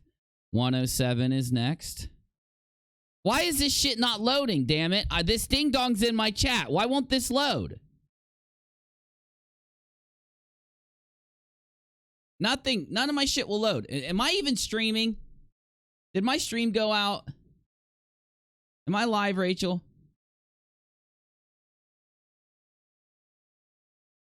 I think I'm live. It looks like I'm live. Oh, finally, my shit's starting to load here. Okay, I got this one loaded. Why won't this freaking load? I'm still live. Thanks, team. Thanks, team. Appreciate you, man. I think it's my Google Chrome. It goes out sometimes. It's just a really shitty program. Google Chrome is just a really bad program. Holy shit, bro. I want to fucking watch the Flat Truth's video. I'm excited to see the Flat Truth. Damn it, Flat Truth. Load, Flat Truth. Oh, everybody's getting it. Oh, here, maybe I could talk to... Hey, Eyes... Wait, did he go offline because I clicked his thing? Eyes to See. Hey. Come on my show, Eyes to... I think Plain Truth went offline because I clicked his video. I don't know if he did or not. I'm just playing. I hope he did. It'd be funny. Okay. There is no sense in assuming that what we do not measure about a system has an independent reality, Zellinger concludes.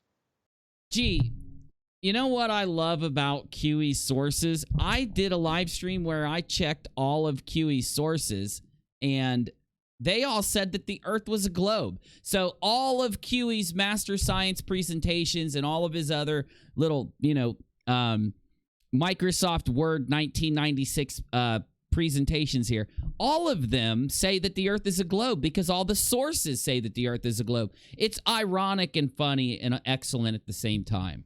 Cochin, now at Princeton University in New Jersey, is also happy. Almost not experiment.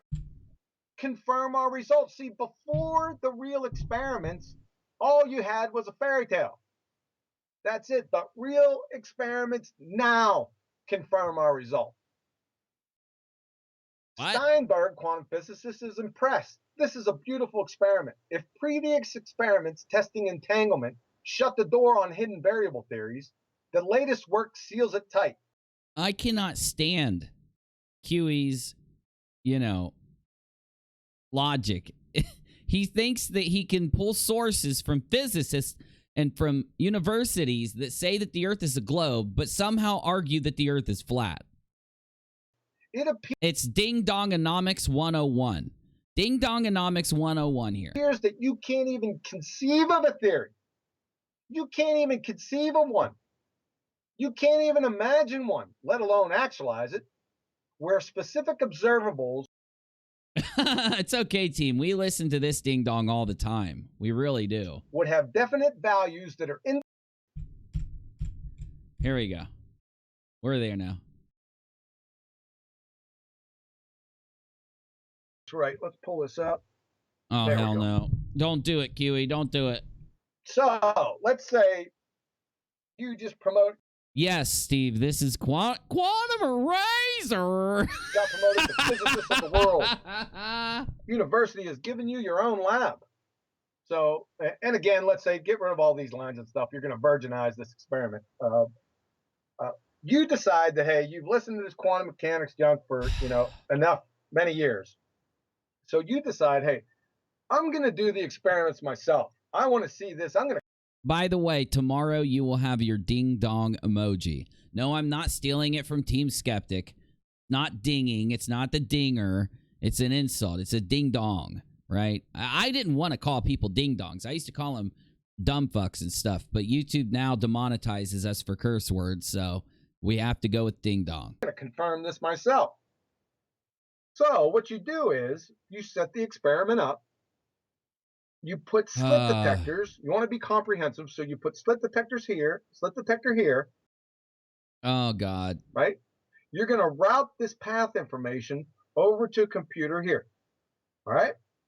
Yeah, but you told us that math doesn't represent reality and that we can't trust math, Quantum Eraser. And I know that computers work on zeros and ones and on binary code. Nothing that you say makes sense, Quantum Eraser. And then you're going to run this experiment. You run this experiment 499. Oh, yeah, you can send it to me if you want, team. I just call people ding-dongs. I'll use your dinger here and there, but I definitely am not going to stop calling people ding-dongs. It's a tradition. 9 times, right? Every single time you run this experiment, the wave function collapses. That is, there are 2 bars or 2 patterns behind each of these slits. I could only imagine, team. I could only imagine. I'd bring you up here tonight, team, but I'm getting ready to end the stream. I'll get you in tomorrow, though, if you're around. 499 times, right? So, you're tapped. I'm doing an actual stream tomorrow night, everybody. I just played games tonight, but I'm doing a stream tomorrow. Time to go on vacation, Jamaica mom. So, but you have 1 experiment left to run. Well, you say, oh, the heck with it. I'll run the... You ever seen a picture of Quantum Eraser? I only say this because Quantum Eraser insults everybody. Have you ever seen a picture of him? Let's just say he has no room to insult anybody. He looks exactly how you picture him. Okay? So let me say this. When I started talking to Blue Marble Science, I always pictured Blue to have a really big beard, like a white gray beard and a banjo on his lap, just because of his channel. And then Blue actually doesn't look like that at all. Blue has dark hair and he's real skinny and stuff. I expected him to be, different than what I imagined. Well, I'd imagined Quantum Eraser as the dingiest looking ding dong that I'd ever seen, with this really big dumb grin on his face. And then I ended up seeing a picture of Quantum Eraser, and I was like, oh my God, he looks exactly like I pictured he would look in my brain. While I'm gone, it ain't going to make any difference, right? So you clean up this experiment, put a new photographic plate over. Yeah, Steve, we need to play some games together. There's a lot of really good ones. One's Ultimate Chicken Horse. It's really fun. Golf with friends. I have it. We can go in and we go to a golf course, and all of us golf on this golf course. And it's, we all take turns going. It's like putt-putt golf, but it's really fun. And then there's many other games too that we could all play, but there's a lot of like multiplayer type games that are Broforce is really good. I used to play Broforce with Dr. Lupo. Broforce is like the funnest game you'll ever play. It's just I can't explain it, but it's fun as hell. Over here now. Yeah, team. Yeah, definitely. Games like that are all like up to 4 players most of the time, and even some of them have more than that. So yeah, we could go live and just instead have some of routing the information from. I'm always down to stream some yeah, I'm down. I'm with you guys. Just let me know what day, and I'm always down to stream video games. From these slits to this. This is a gaming channel. I never meant for this channel to turn into any type of channel. It was a gaming channel. I started streaming one day, and I started to get a bunch of subscribers over here, and I was like, shit, I'm gonna have to turn my gaming channel into a channel, and that's that. Now history is made. No joke. Computer here. You're going to route the information, the slit information, over to the administrative building, over to your. I still cannot even I can't even imagine that I've got over like 1,000 subs here. I'm not kidding. It took me like a year and a half to get above 1,000 subscribers on my main channel, and I came over here and it just blew up. Computer over here, right? So what you do is you turn this experiment on. You don't look back. You don't look at the experiment. You flick the switch. You turn this experiment on. No looking back. You close the door, and you lock it. Now, you have the only key to the lab. The custodians, This is not true. What he is saying right now is categorically false. Well, we got to do PC, yeah. Has to be PC, honestly. I'm a PC master race kind of guy. I've been that way since the 90s. I do like my consoles, but I would rather emulate the Nintendo Switch on my computer. I've got a Nintendo Switch built into this sucker. I was playing Legend of Zelda. What's that Legend of Zelda? The new one on the Switch. I was playing it on my computer, streaming it. They don't have the key. You are the only one with the key. No one can enter this room.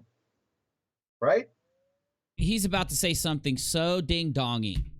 And over here in the administrative building, no one can enter your room. Your office is closed. That's it. It's going to stay dirty. And you're going to Jamaica for 3 weeks. So. Oh my God, what are you talking about, Quantum Eraser? After 2 weeks, the experiment. That's right, PC Master Race, baby. Runs its course. I've got 8 processors in this bad boy. I've got 2 graphics cards. It's a beast. It's huge. It's a giant triangle of a PC. Either the light source burns out or you have it on the timer or whatever. It burns out, it's done. Right? So I might get a PS5, but I'm the type of guy that waits like a year or like 6 months to get a console because new consoles always have so many problems. But I'm definitely PlayStation over Xbox. I will play an Xbox, though. I like Halo, and I like some of the other games that are there. But, yeah, I don't know. I'm definitely stay another week in Jamaica, and it's time to come home. So you get on the plane. My biggest videos here are gaming videos anyway. I'm about to just... If all this shit keeps up with YouTube being like they are, there's one saving grace that I have about YouTube being all, like, demonetizing half the videos I do. They typically don't demonetize my gaming videos. So my biggest videos here are gaming videos on UNIRock too. My most consistent views come from gaming videos. I'm about to just go back to gaming. During the plane flight, your secretary calls you and says, hey, the building's on fire. The administrator... What in the hell is QE talking about? Am I on 1.5 times speed? Because I'm going to punch myself in the dick if I'm not. So you get off the plane, you run on over to the administrative building. The building's total. It's done. All your path information that came from this experiment is destroyed. It's irretrievable. It existed. Now it doesn't exist. No one looked at it. Right? It's gone. You're bummed out that the building burned down, but you say, hey, well, glass is half full. I still have my lab. It's good to go. Right? And you already know what's going to happen over here, right? Because you did this experiment 499 times. Every single time you got wave function collapse. Right? You got 2 columns behind here. So you head on over to the lab. You walk into the lab, you open up the door, you look at this detector, and guess what you see? That's what you see. Oh my God. Interference, baby. Right? I'm telling you, that's what he's saying. That's what that quantum eraser experiment was telling you. Now, we're off the edge of the map here. Out here, there be monsters. There's a new sheriff in town, and his name's a delayed choice quantum eraser. Y'all be cool. There's a new sheriff in town, and he believes the Earth's flat. Right on. Thanks for your ear. Have a nice day. Absolutely superb. Really, really good presentation. That was a good presentation, Nathan. You consider that to be a good presentation? Are you shitting me? Else you need to add? I don't think there is anything you need to add, but I've always got to ask, of course. That's why he wouldn't debate me on Simon Dan's channel. None of these guys are ever going to do it. Team, have you been paying attention to the Flat Earth Debate channel? It is so bad. It is so bad over there. This is from today, okay? This is from 16 hours ago. This is this is bad, guys. What it is, my baseless assertion that it's a pixie should presumably satisfy this absolutely retarded line of questioning. Right, so the fact that you don't know what it is, does that make any difference to the fact that it illuminates light? Sorry, what? We can see a light in the sky. That's what your claim is. So without your straw... That's why he is going to get the idiot treatment on Dan's channel, where a few 100,000 people will see it. Please tear him apart, team. Please, you guys, tear him apart. He hates it when you guys do that. Quantum Eraser hates it when you guys do it. He especially hates it when Simon Dan does it to him. Simon Dan needs to have like a Nathan Oakley Quantum Eraser week or something. Because, my goodness, they are bad. And, team, when you talk to Simon, he said he was going to put a challenge out to Nathan Oakley on my channel. Tell Simon to get over here and do it. He can come on any night he wants, team. You know this. I will go live early, whatever he wants to do. I want to, because of what's happened on Oakley's channel, this is the time to strike. Oakley has lost his mind. The rumor is his wife kicked him out. He's lost his mind, and he's yelling and screaming at anyone that enters into the Flat Earth debate. He doesn't even let him talk. Man fallacy. Phenomena is. Question. Let's skip ahead here. Not really that helpful for appears to be versus. So let me show you what happened yesterday, because like 3 days ago is when me and Team had that stream, and before Team came in, Oakley was screaming his ass off. So that we just watched today's. Let's take a look at yesterday real quick. Reverse toilet. Yeah. Good sir. And then I said, Chippy. Not really a. Give me a second. I gotta find it. Create VR. No. Thank you. That you are a woman to do it. Just let me just say. He can be. And there are books that I. All right, hold on. Maybe it was. Let me find it here. Yeah, hold up. Or the things. It's an axial argument for that I talk. Spinning. See. So what? Hold Okay, on. here it is. So here what it is. Is Coriolis effect, Brenda? It is an inertial force. Oh, I know, Team. What does he mean? Does he mean in your comment section? Like, what's he trying to say there? Because he keeps saying that. Quantum Eraser keeps saying he destroyed you on your channel, but he's never been on your channel. What does he think? That he was in your comment section and he said something that destroyed you or something? Like, how does that work? It doesn't. Actually, either resisting a force or bitch. Okay, we're going to end tonight's stream with Nathan Oakley losing his mind, like usual. Yeah, that's called inertia as a consequence of. Oh, he said he came on your show. So is he just lying, or is he like? Is he lying, or does he think he went on your show? Is he confused? Like, you never know with Quantum Eraser, dude. He's just straight crazy. Objects that resisting acceleration. Okay. So okay, Brenda, thank you. Thank you. Oakley, you have to let her talk. You always get mad when they interrupt you. Let Brenda talk, damn it. So it's an object resisting acceleration. So there's some sort of interplay, some sort of force acting on it. Wrong. You don't understand what Corio. No. I need you to shut up! You stupid bitch. I heard. Now you shut your fucking stupid mouth while I pummel your utter horseshit. Now shut up! No. Coriolis effect is a not actual force. Why doesn't he just stop talking about Coriolis effect? He doesn't know what Coriolis is. He gets it wrong every time. I will now explain what I mean.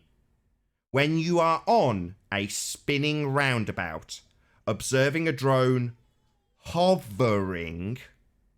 Hovering? Not moving. I swear he's having a mini stroke. He's just having mini strokes lately. Moving relative to itself or the ground. It's just in one position in its coordinate system. However, that not moving or having any forces applied to it because it... Team, give us some logic. Give us some Coriolis logic down in the chat. It's hovering. Seems to be. Could you imagine if you talked like... What if I talked like that?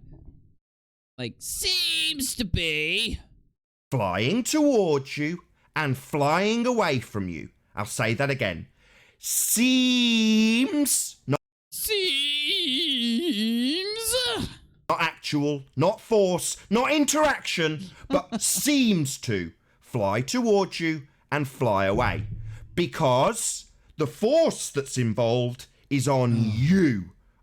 It's so funny that he keeps showing this as some kind of proof of flat Earth when this is sitting on a 200 or 300 foot hill. This building. Let me say that. Let me make sure you're all like absorbing this. Nathan Oakley somebody came and told him that this lighthouse can be seen 20 miles, or it's actually like 16, but he says 20 miles away. Well, I think Ryder of Dinosaurs actually like went in and did all the measurements and looked at everything that was there. This is sitting on a like 300 foot hill. You can't even see the entire building, and yet where's the whole bottom of the building and the hill below it? right? Every time they put one of these images up on the Flat Earth debate, it proves the globe. But yet, they are so stupid and dishonest that they think it proves the Flat Earth, I guess. I don't know why they put these images up. I don't know. Observing this not moving object, a drone hovering, as you rotate underneath. You have a force acting on you, rotating you. The drone is not moving. So this Coriolis force is a not actual. Exactly. It's a not actual force, but you're confusing yourself because you're speaking about this whole drone thing that you've gotten so wrong when you should be looking at the Coriolis effect from, let's do a little bit of Billboard of Doom science, shall we? When you think of Coriolis, eyes to see. I can't even imagine why you'd want me to come on your show because you seem like someone who, if I proved to you that the Earth was a globe, you would actually be honest enough to accept it. Out of all the other people out there, you seem like the one who would be honest enough to accept it. Okay, anyway. So, the reason why Nathan Oakley is so confused over Coriolis, and I don't know if we should go into it too deep, but I'll do the really quick explanation. On a circle, any normal person could imagine, let's not think of a globe, let's think of a basketball. If you're turning a basketball, we all could see how the amount of distance that the center travels in a circle, right, is much longer than the amount of distance that this point would travel in the circle. This line is shorter than this line, correct? Okay. We all get that. This line at the equator is longer than the line as it gets closer to the pole. So its velocity is going to be faster for it. The longer line is going to be faster to go in a circle than the smaller line because there's less space. There's less distance. Got me? It takes less distance for this line to travel because it's smaller than the bigger line. If we laid this part of it out and made a circle, it'd be a smaller circle. This part makes a bigger circle. If you fire a gun from here up at a target here, because of the only difference between where the bullet will land is that thing I just described. You know, the length of this part of the globe moves faster than this line because shooting a bullet from here to here is literally impossible. Shooting a bullet from here to here is impossible. You might be able to shoot a bullet from like there to there. Got me? Even there to there is like an inch or 2 inches of difference because this line, let me change the color of this line. This red line is shorter than the black line. Because the red line is shorter than the black line, it travels less distance around in a circle, and there is this, not a force, but yet I don't know what somebody in the chat can tell, can leave the term for it, but, you know, that's where Coriolis is affected when we're looking at the spin of the Earth. And Oakley just cannot get it. He just cannot get it. Full force. Team says the other way to describe it on the Earth is that 15 degrees at the equator has a faster linear speed than 15. Yeah, there. Thank you. That is a good way to describe it.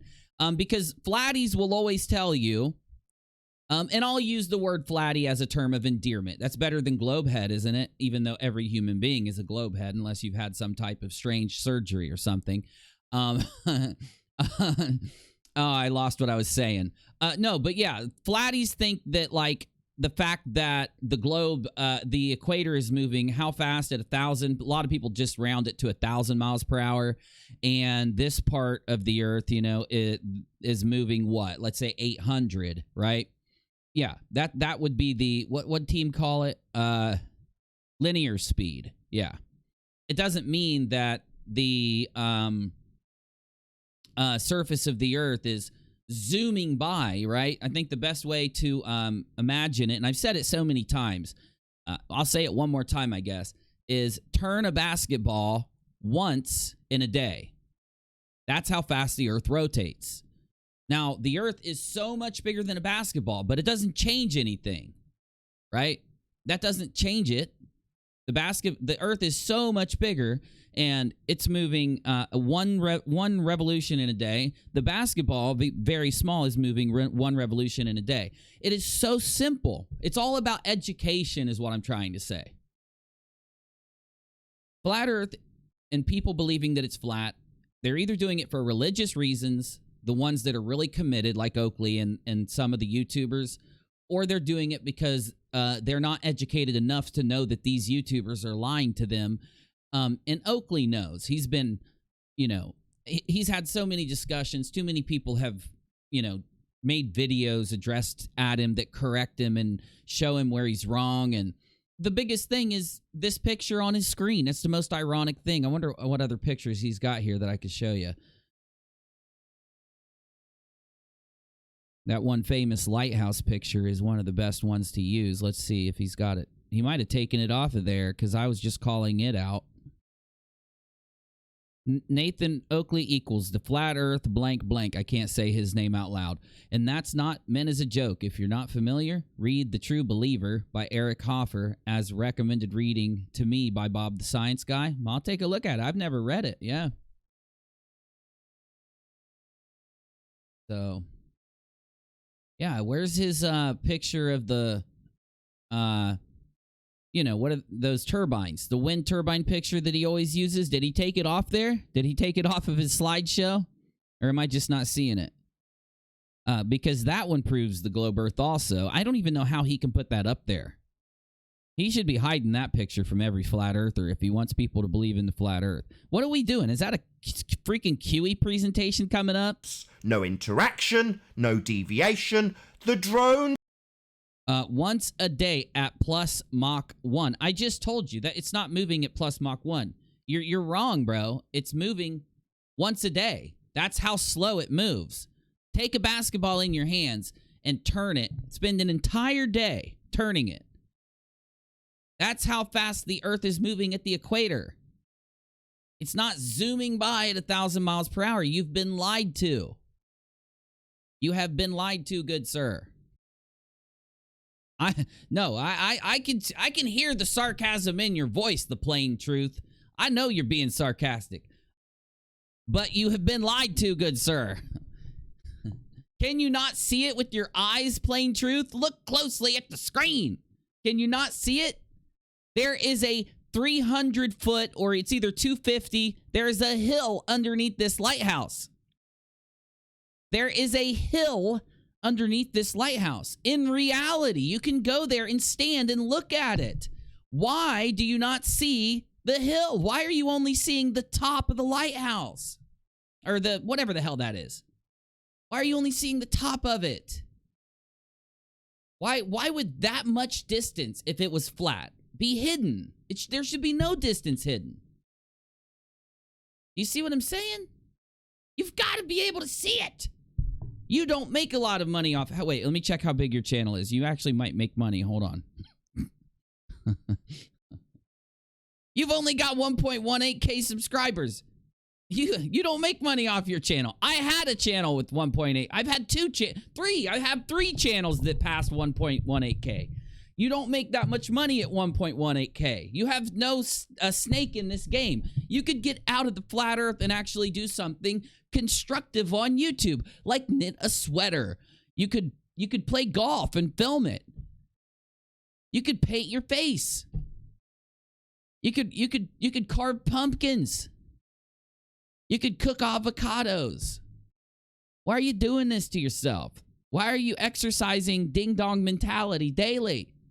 You don't want to be a ding-dong forever, do you? You want to snap out of it, don't you? Hold on, I got to pull up a video. We got flat earthers here. I got to pull up a video.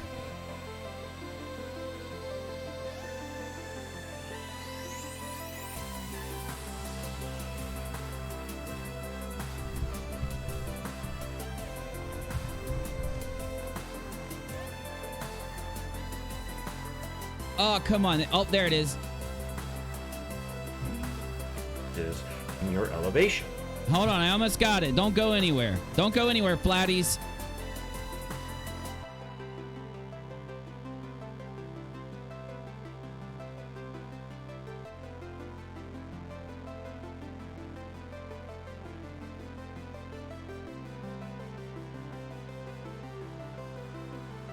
Sounds like Mario Brothers 3, doesn't it? You know when like you beat a level and like you're about to see the king on Mario Brothers 3?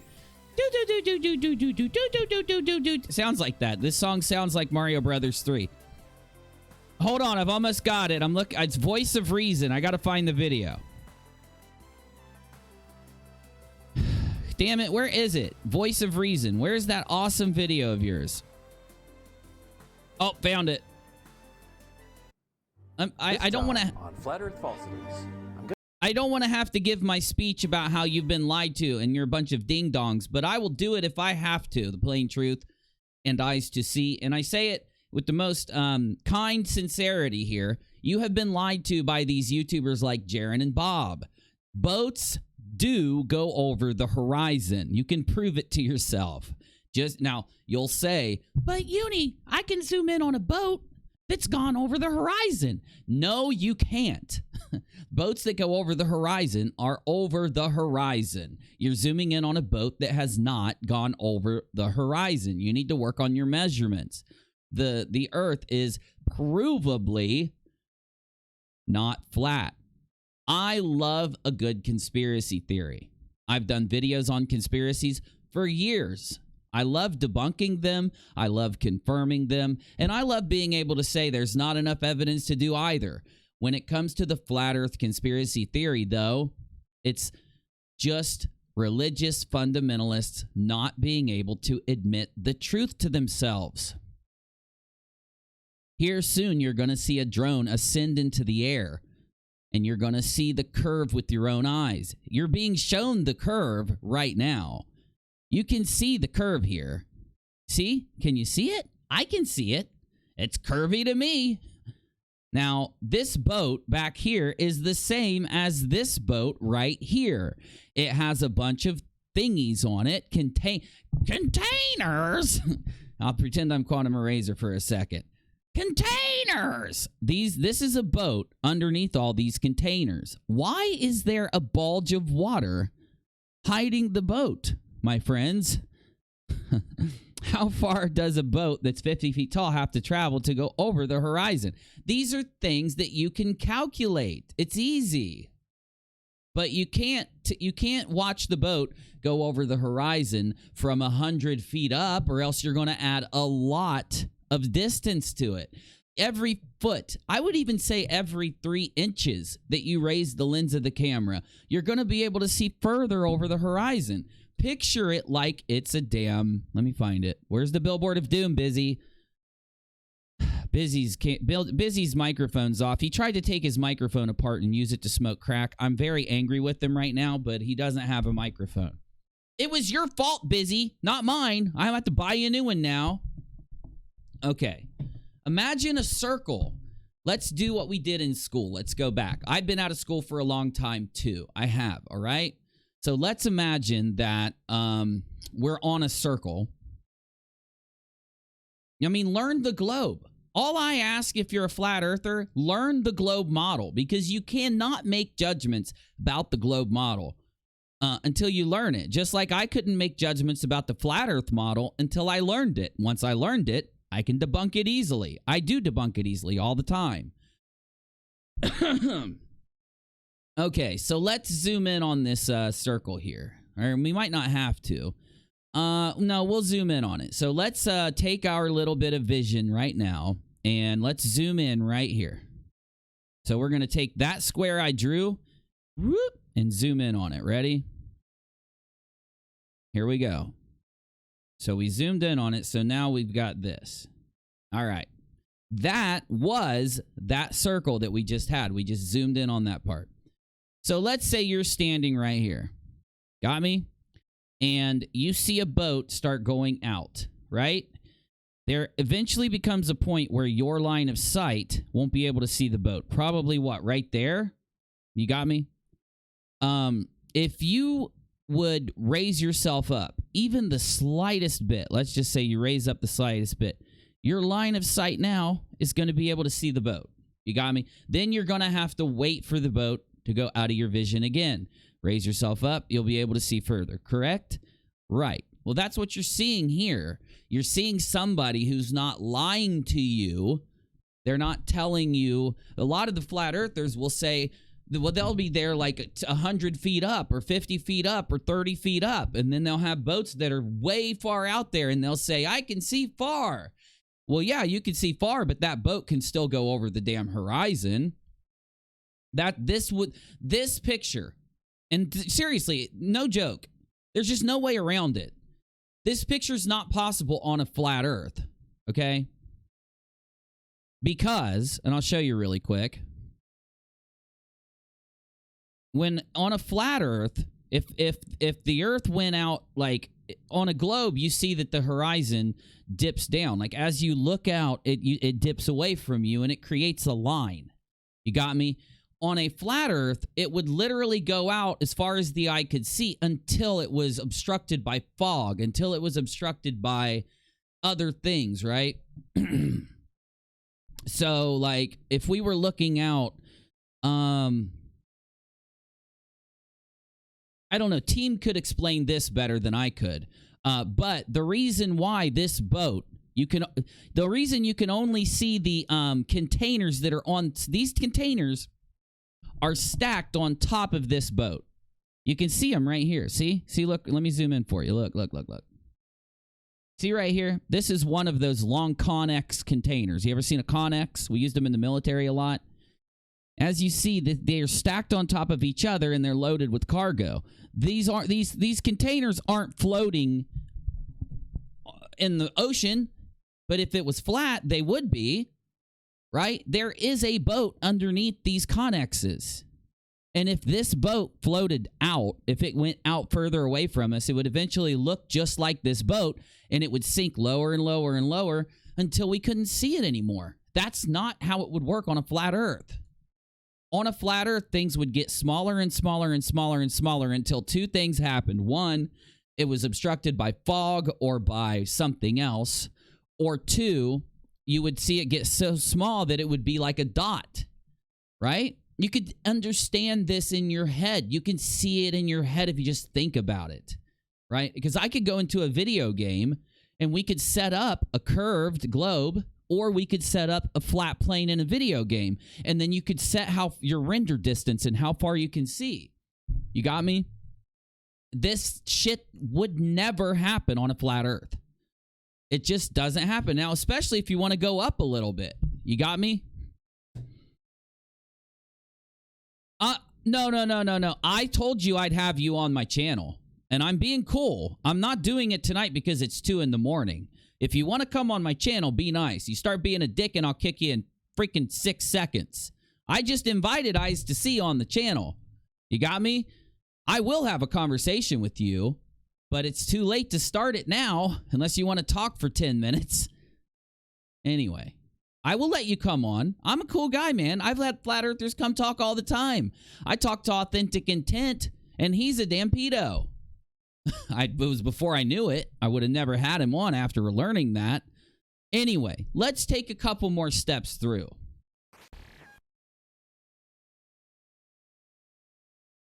So how in the hell does a flat earther look at this and say to themselves that it's flat? And this is why I love Voice of Reason. He does such a good job. This is the top of the boat. You can see where the refraction is. It's a very low amount of refraction, right?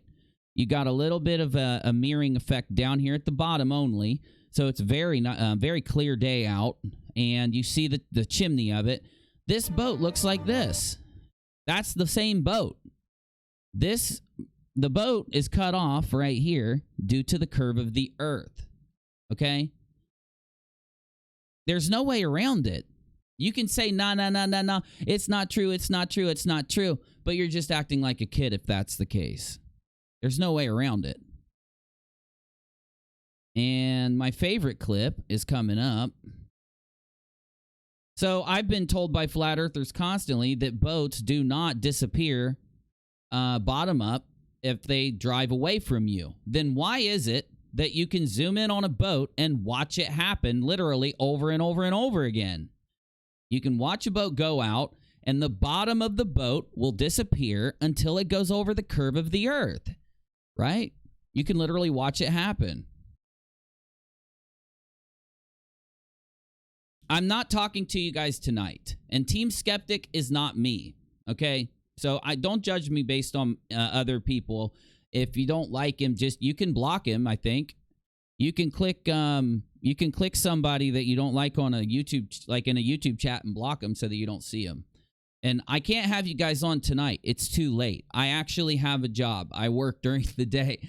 If you would have came in hours ago, I would have brought you in. I can get you on. I'm not going to try to say that I can get you on tomorrow, but I could definitely get you in by Saturday. I think tomorrow's Friday. Tomorrow being today, after midnight. When I wake up, it'll be Friday. Definitely by Saturday. Maybe tomorrow. We'll see, but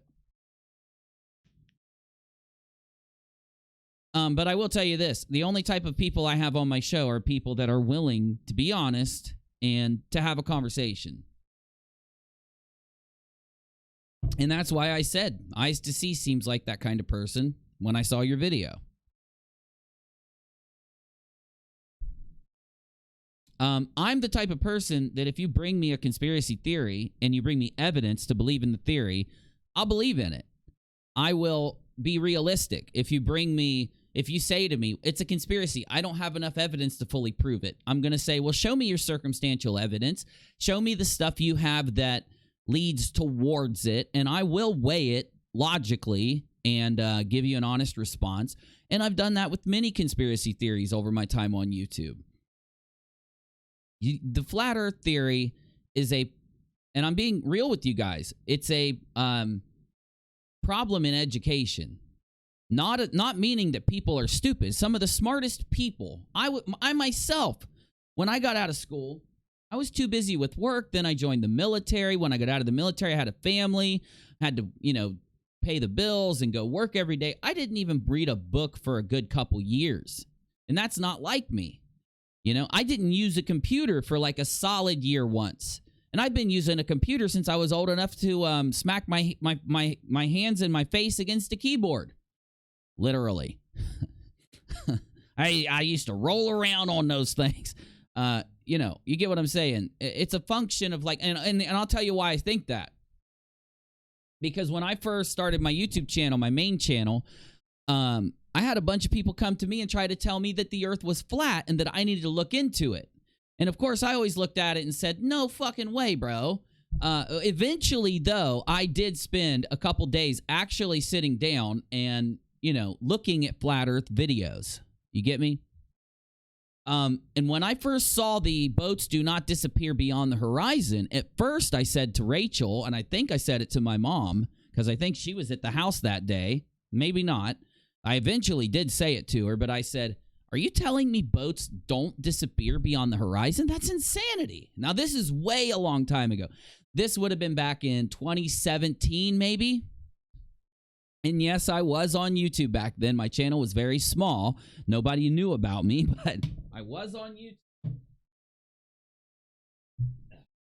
And then I started talking to, then I think there was like 3 things that I was exposed to in the flat earth movement from watching flat earth videos randomly that I was just perplexed by.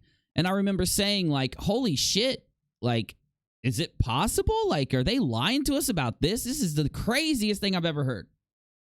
But I didn't just take it as, oh my God, it's flat. That's never what I do. And that's why I have a channel. That's why I have this channel with 37,000 subscribers, because I look at every conspiracy theory and I take the evidence that's there and I try to debunk what I can. I try to prove what's fake if something's fake. I give everything a fair shot and I systematically go through everything.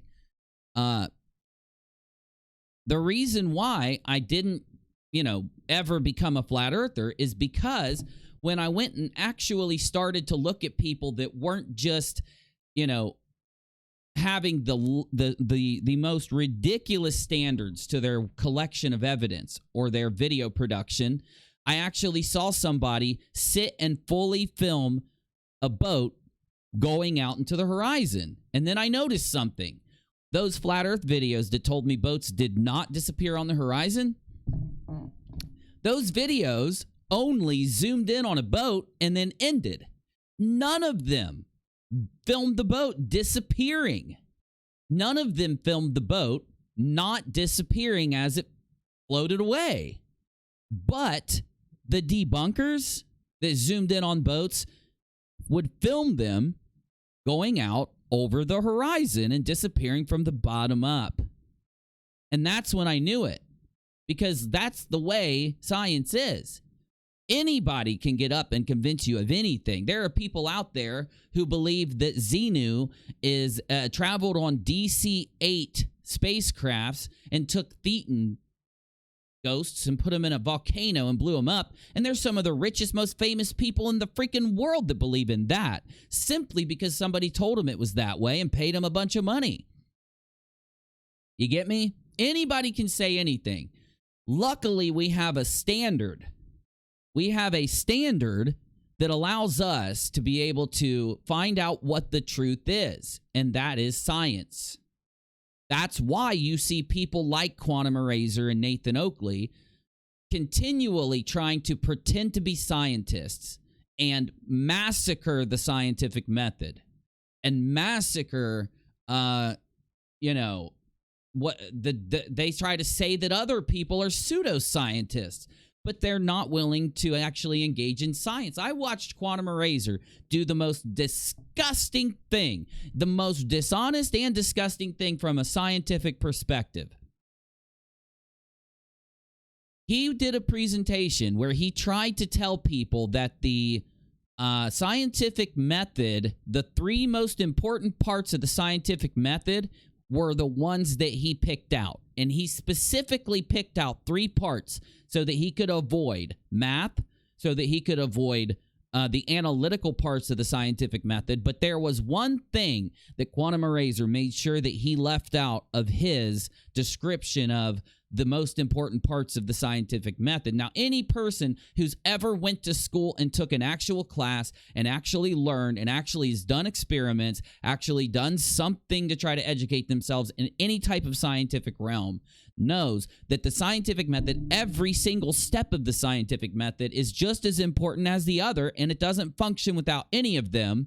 But there is one part of the scientific method that is the most important, and that is, what do you think it is?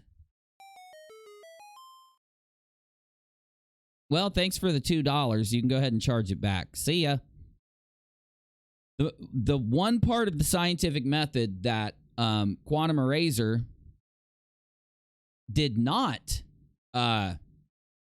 mention or did not state was important and purposely left out, have you guessed yet? Peer review.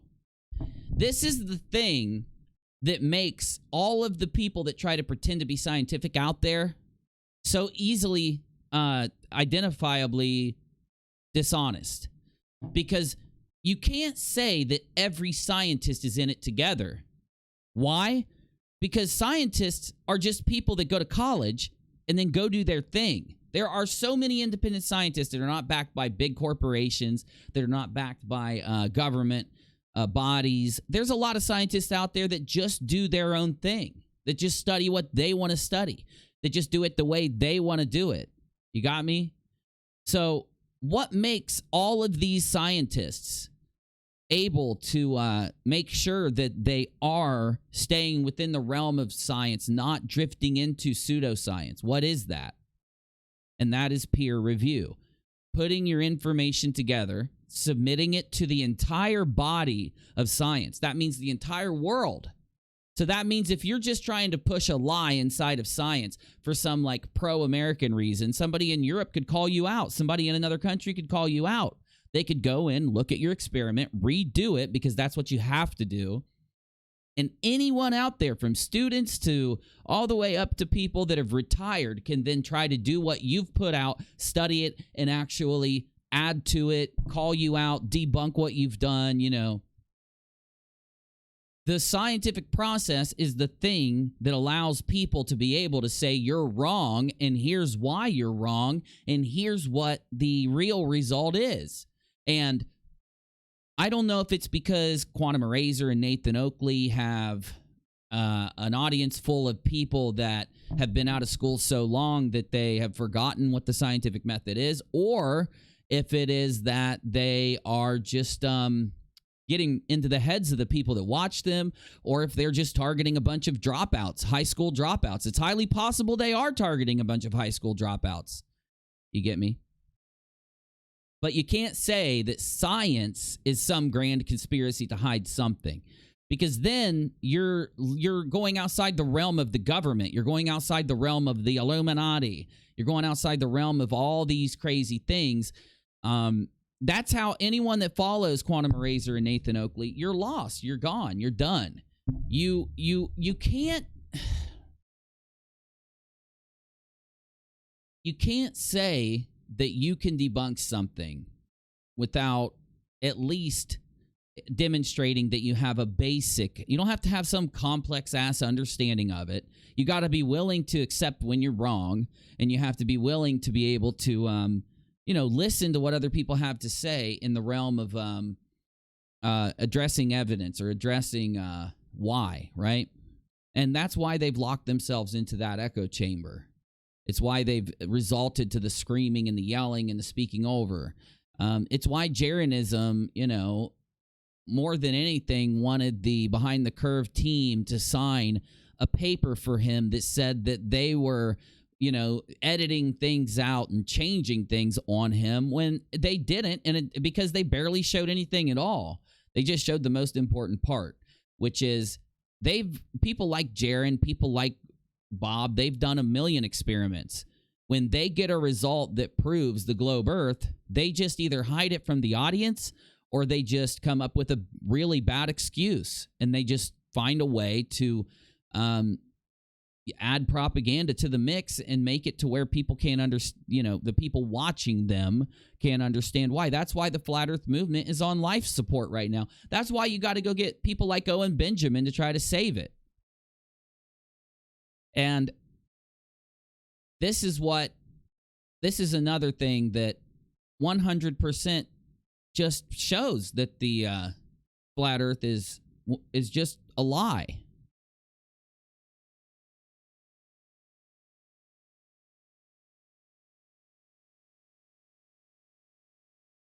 I think it's after this. It might be in his other video, but I'm almost oh yeah, it's here. It's coming up.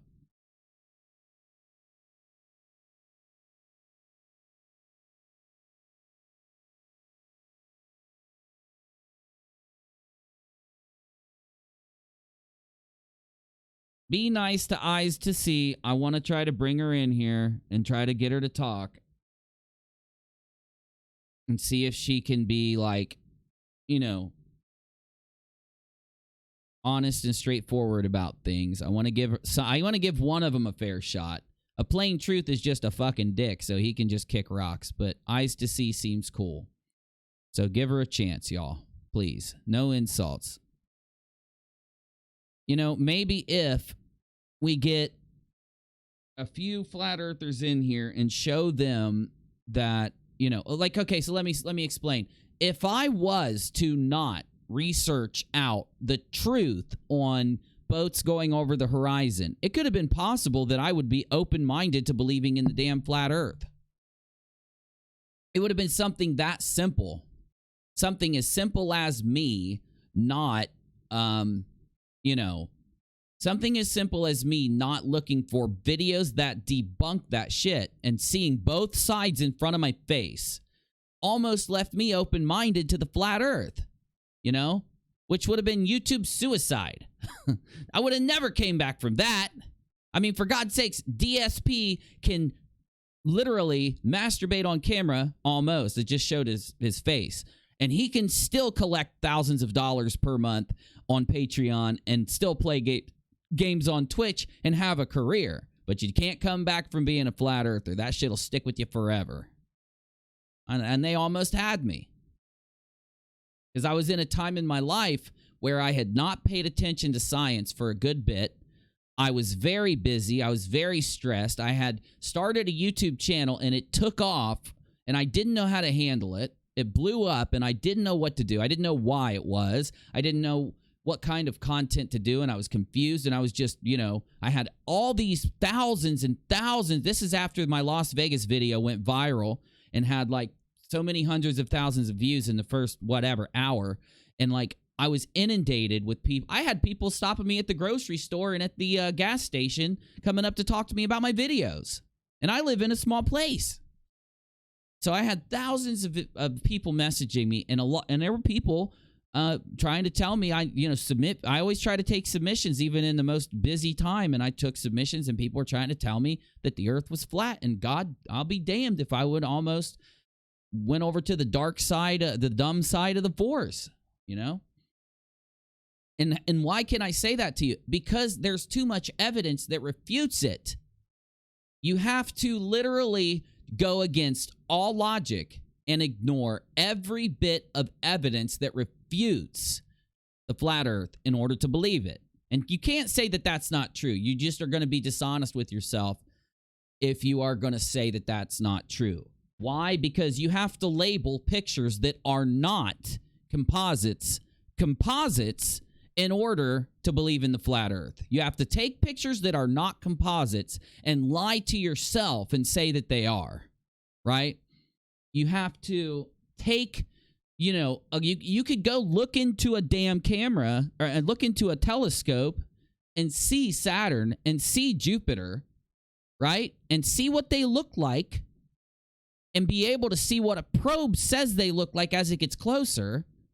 You could do the math, look at the shadows of the planet, look at where the sun is in relation to it from the probe to it to there. You could be able to take all this data in, and you've got to tell yourself, like Orphan Red did in that video we looked at, that space is fake, and it's just fake. You're making a conclusion before you even take in the data. That's not scientific. And if you're going to tell yourself it is, there's a really good article that you need to read, which is the pseudoscience article on Wikipedia. And as I always say on Wikipedia, make sure you check the sources. Wikipedia is only as good as its source. But that's what pseudoscience is. What do you think people out there throughout all of the history of mankind just stood up and said, science, it works, let's do it? No, there had to be all kinds of people that did it the wrong way in order for people to realize what the way to do it is. Tell me that what Nathan Oakley and Quantum Eraser do is not this. And they're just examples I'm using. Pseudoscience consists of statements, beliefs, or practices that are claimed to be both scientific and factual, but are incompatible with the scientific method. And yes, what do flat earthers do? Argue semantic arguments.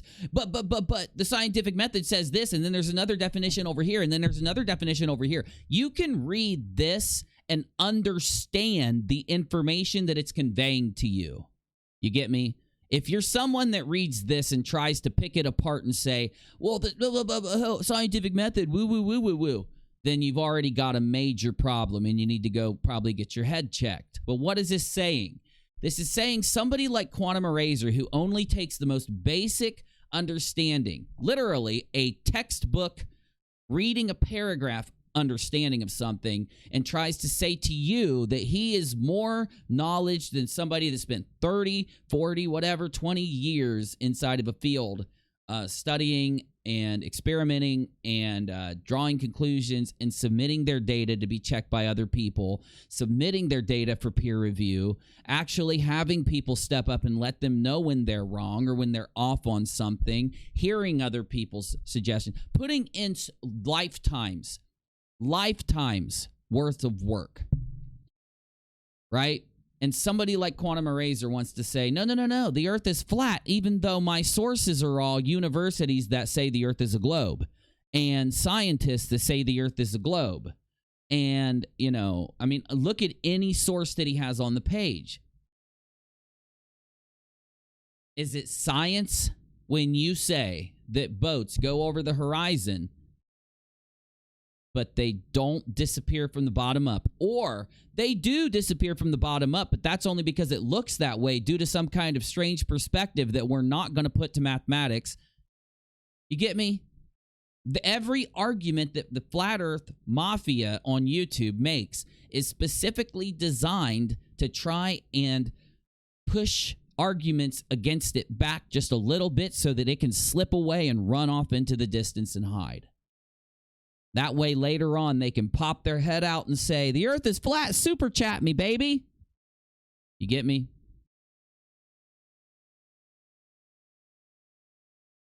Voice of Reason has one more. Let me get it. A great one. This is probably it. Let me see. The work done by a YouTuber named Soundly. This is it. Okay. So anyway, literally, everybody says, you can't show me the curve. I heard Nathan Oakley say that in the last week or two. This is a picture you can recreate yourself.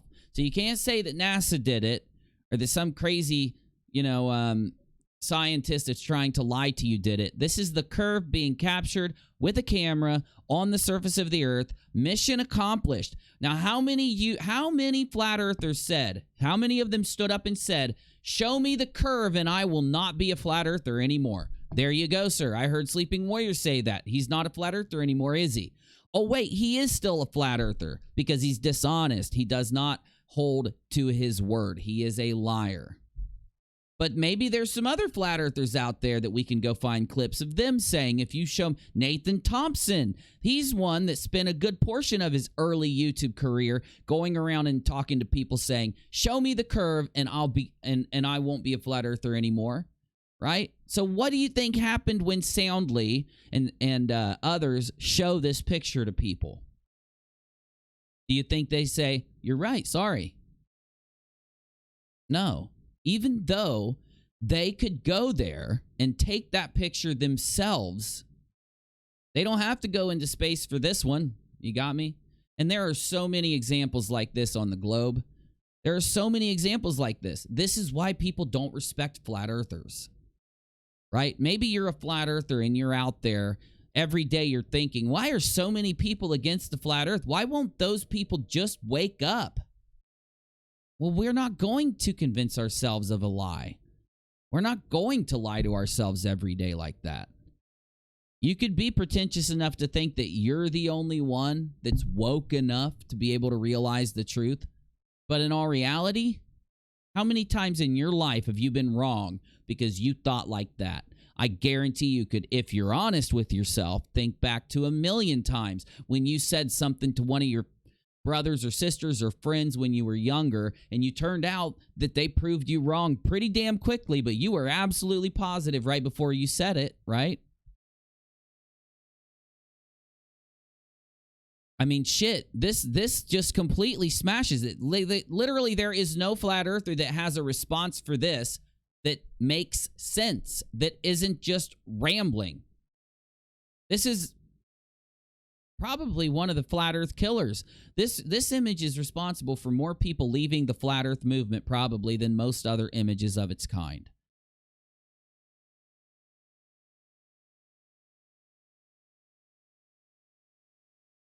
Oh, is this a video? Oh my God, it is a video. And then the other cool thing is you can go drive on that bridge and it will be completely flat to you as you drive. You know?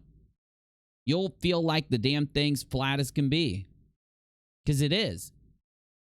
It's flat and it curves around the earth. It's such a long curve that it's not noticeable unless you film it, unless you look for it.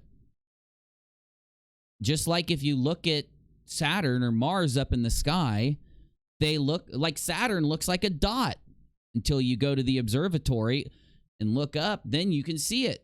Then you can go to Walmart and buy yourself a telescope, put it in your backyard, look up and see the same thing you saw in the observatory. Right? You're always going to have religious fundamentalists who cannot accept reality. You're always going to have them. They're going to you know, be so convinced because, I don't know, somebody in their life just pushed it down their throat for so long, or they can't face, you know, the weight of it hanging on their shoulders, you know. If you had a laser proof that the bridge was not curved, would you admit it? Holy God. Eyes to see. Yes, I would admit it.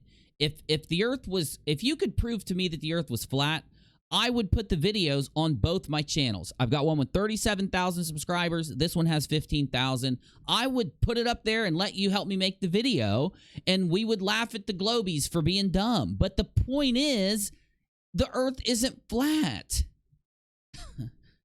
You know, I'm showing you literal proof that flat earthers have asked for so long. I'm just showing you proof after proof after proof after proof. You get me? Look what Jaron tried to do. Jaron tried to do the exact thing you're saying in front of a documentary crew. I'm trying to be nice here. I'm trying to be real with you. Honestly, because in your videos, you seem like, you know, you're the type of person who wasn't a flat earther until you maybe saw some YouTube videos, just like I was in the beginning. I almost would have, I didn't take the leap, but I'm saying I could have easily if I wouldn't have done a little tiny bit of searching in along with it. You know, the other part of it is how in the world can you ignore this?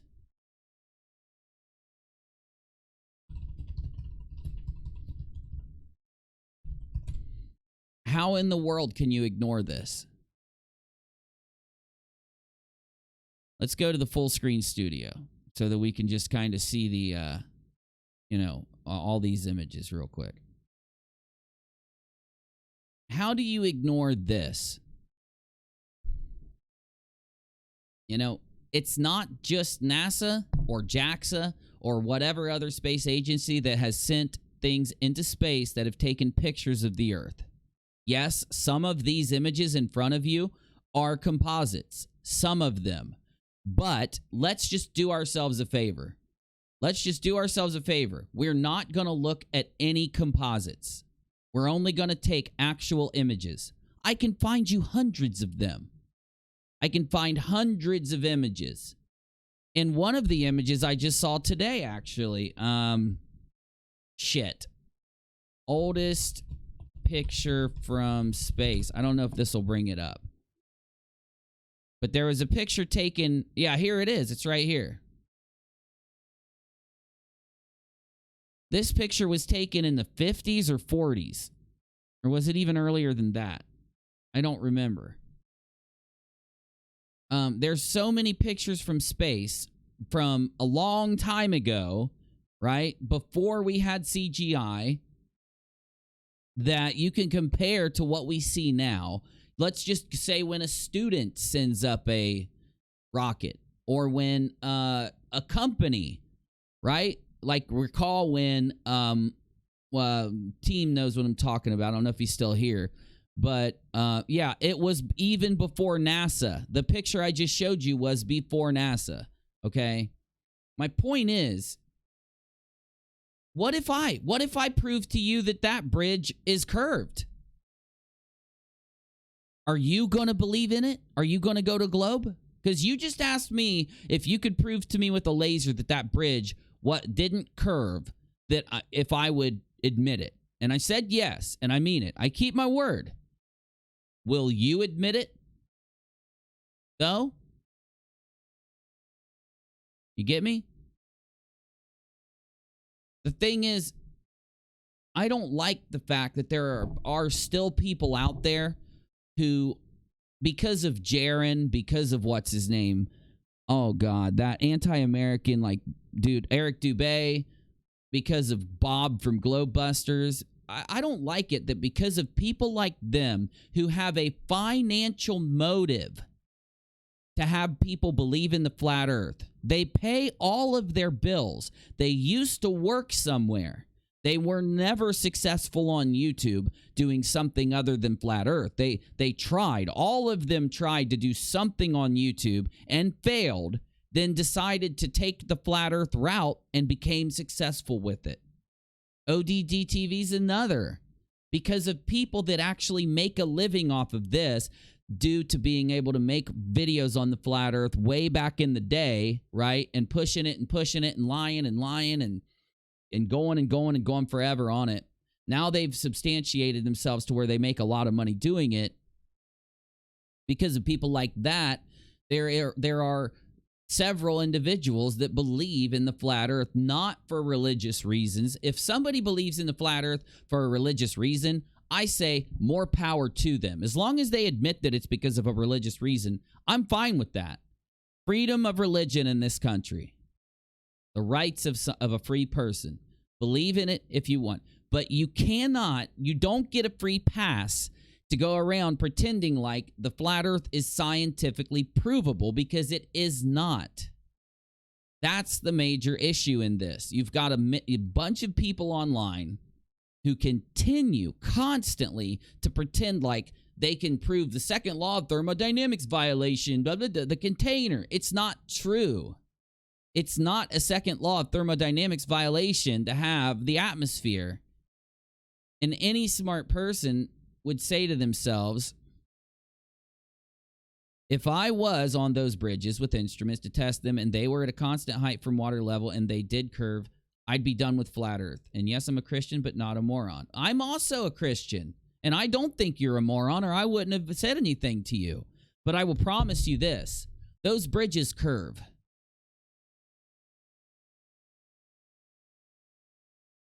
I'm not trying to be mean.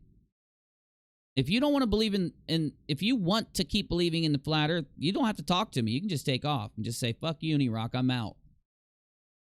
I'm just saying, if you want to know the truth.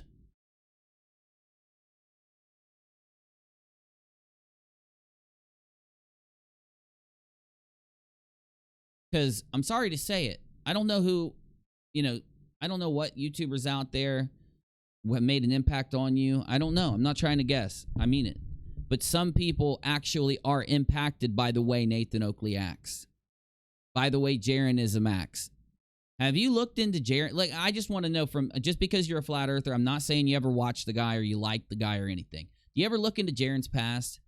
Have you ever went back and actually watched Jaron talk to people who are scientists? Like Aaron Ra, like Red's Rhetoric. Actual people that bothered to educate themselves further than reading from an encyclopedia or a Wikipedia. Because if you watch Jaron talk to those people, he does his damnedest to make sure people don't, go back to those videos. But you'll find out that he's not who he says he is. And I'm just using him as an example. Back then, he admitted to Aaron Ra that he couldn't prove that the earth was flat. He couldn't prove that we didn't go to the moon. He admitted to Red's Rhetoric that he couldn't prove that we didn't go to the moon. I find it despicable that he admits that, and then within weeks is on his channel doing videos that say we didn't go to the moon and that every astronaut is lying.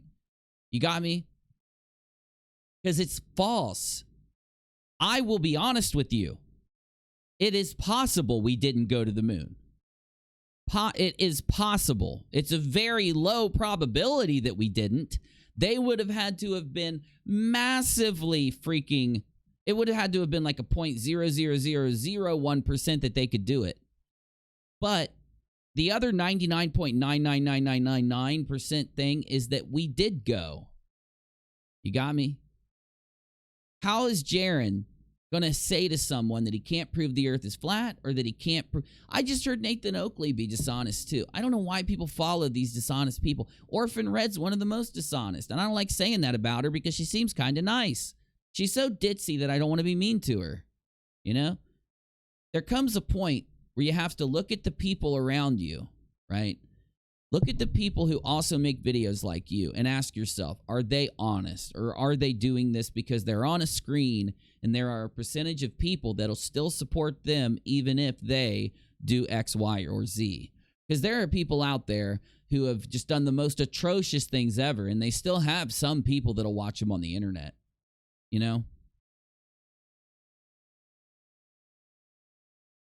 So if we've got a circle, and let's just talk geometry for 2 seconds. I got to go to bed after this. I was supposed to be in bed by 2, and it's way later.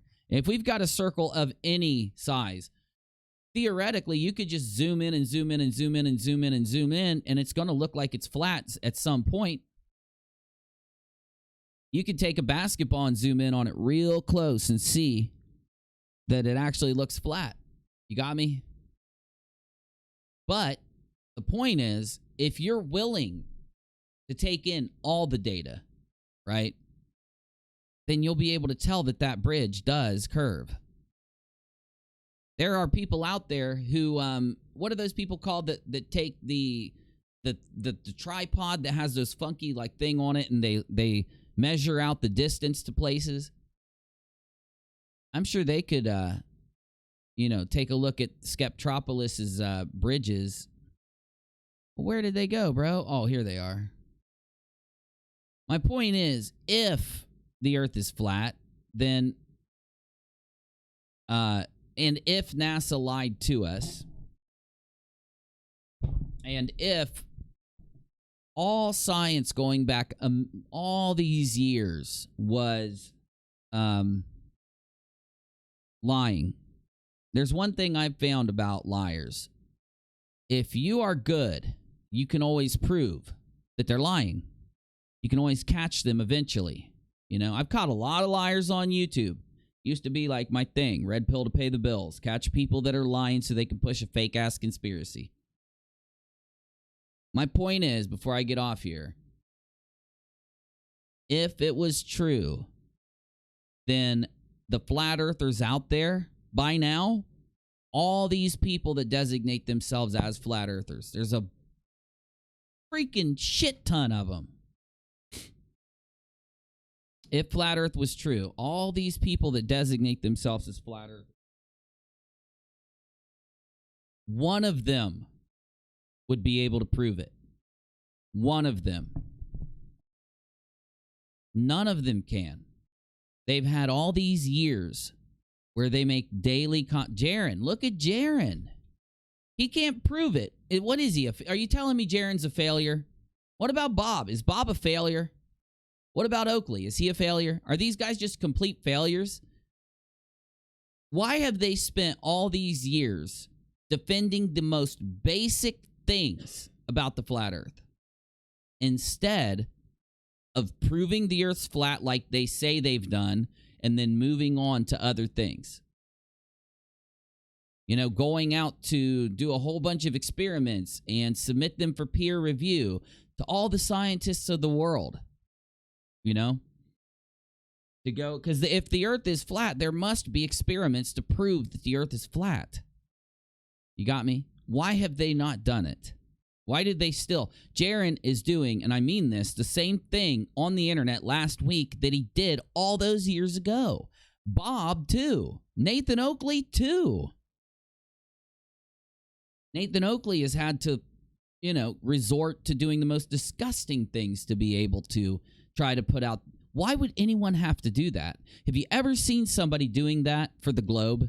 Have you ever seen them sitting there just screaming their ass off every day for months on end at people that come in with evidence and come in to talk to them politely, trying to make some semantic argument?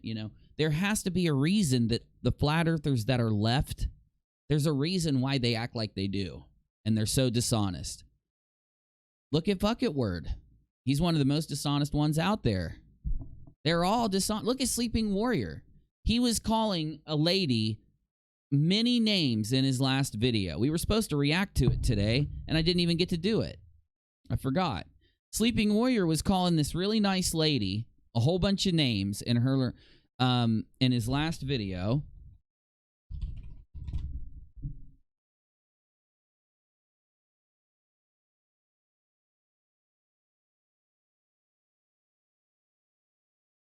And for what?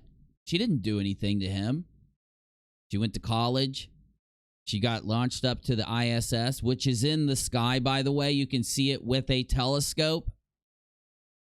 You know why they tell you that the ISS isn't in the sky? Because for some reason they feel like it has to be that way to prove the flat earth. That's it. They need content for their conspiracies. It's the most disgusting thing on YouTube.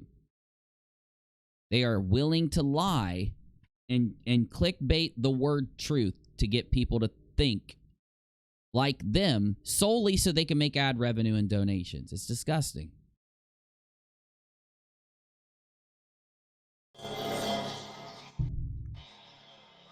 So he just calls a bunch of people names. He doesn't know these people. These people are more accomplished than him, right? They're much more accomplished than Sleeping Warrior. I don't see how Sleeping Warrior can call any of them these names. Now, here's the truth. Let's go through this eyes to see, if you're still here. Let's go through this from a unbiased perspective, okay? So I'm going to say Sleeping Warrior's side, and I'm going to say the other side, right? We're going to look at both sides here. So either this guy from NASA Goddard Space Flight Center is pushing pseudoscience shamelessly. Either he is, or Sleeping Warrior is pushing pseudoscience shamelessly. Now, I hate saying it, but Sleeping Warrior just did an experiment with an egg and claimed that he was measuring something when his tool didn't even measure what he claimed it measured. He was that wrong. And in order to claim that he was measuring something that he wasn't in an experiment that he claims is scientific is the definition of pseudoscience, by the way. Okay? So we can logically, truthfully, speaking the damn truth, say that Sleeping Warrior pushes pseudoscience shamelessly. He never apologized, never admitted that he was wrong for that. You got me? I can factually state that. Let's see if Sleeping Warrior also meets a burden of evidence to prove that Stephen Ritz pushes pseudoscience shamelessly. Let's see if there's a burden of evidence in this video.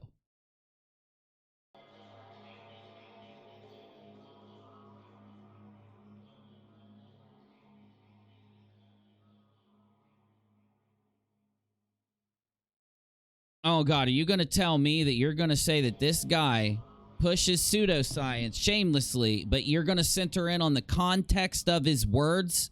You aren't making a semantic argument, are you, Sleepy? You're not going to make a semantic, are you? Gamma ray telescope. The Fermi Gamma Ray Space Telescope is part of a larger effort to explore the role black holes play in shaping the universe.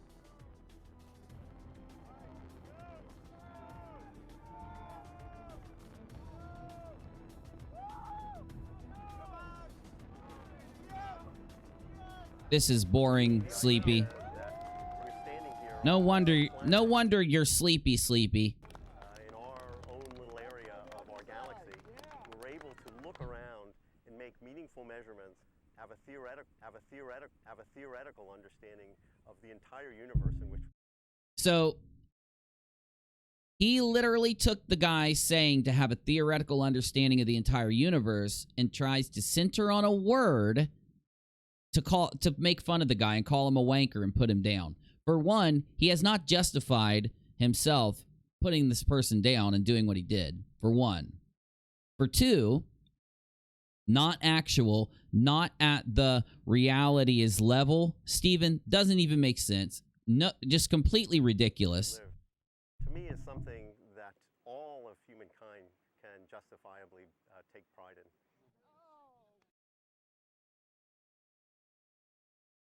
He is the reason why ballers worship science.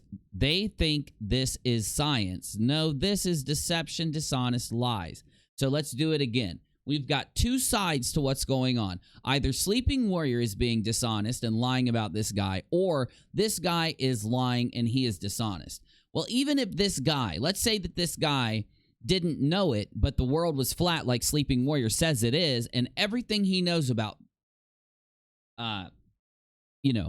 physics and astronomy and all the things he studies, rocket science, all those things are fake, and he just doesn't know it.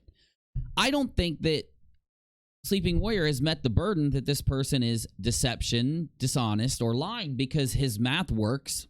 You can go to school and learn the math that he's using, the model that he's using to be able to look at the sky, look into space, and make the predictions that they make and the measurements that they make, and look at every little tiny detail of it, you can yourself go and do a huge accomplishment and get degrees and go do his job with him and understand it with him, and it will work.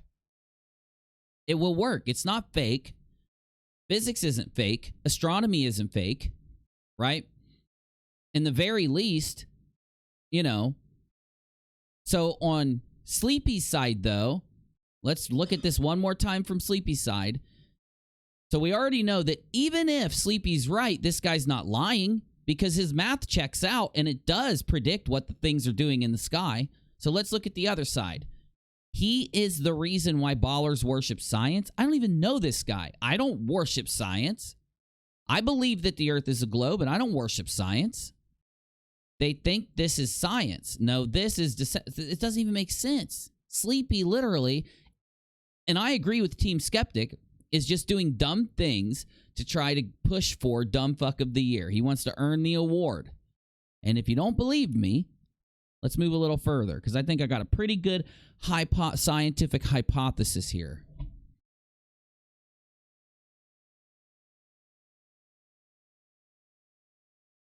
We should be working at, quote, the really is, end quote, level, guys. That's science. Doesn't even make sense. It's not even processable. It's just dumb.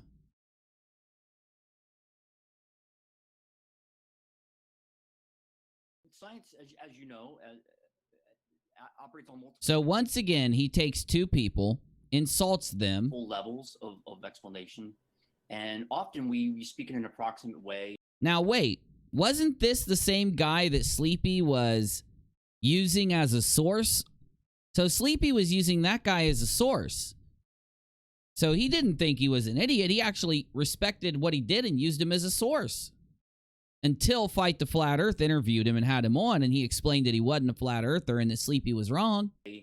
To kind of make progress and understand phenomena that we... Again, working at the pseudoscience level, lying to people. Doesn't even make sense. He's not even good. Is he going? Let's just hope he explains how they're doing this. Let's see if he's just making a claim or if he actually is proving what he's saying. If it's the truth or if it's just a big giant claim. We observe, even though we kind of know deep down it doesn't quite work that way. We can and do, and we must think of Newtonian gravity as a force.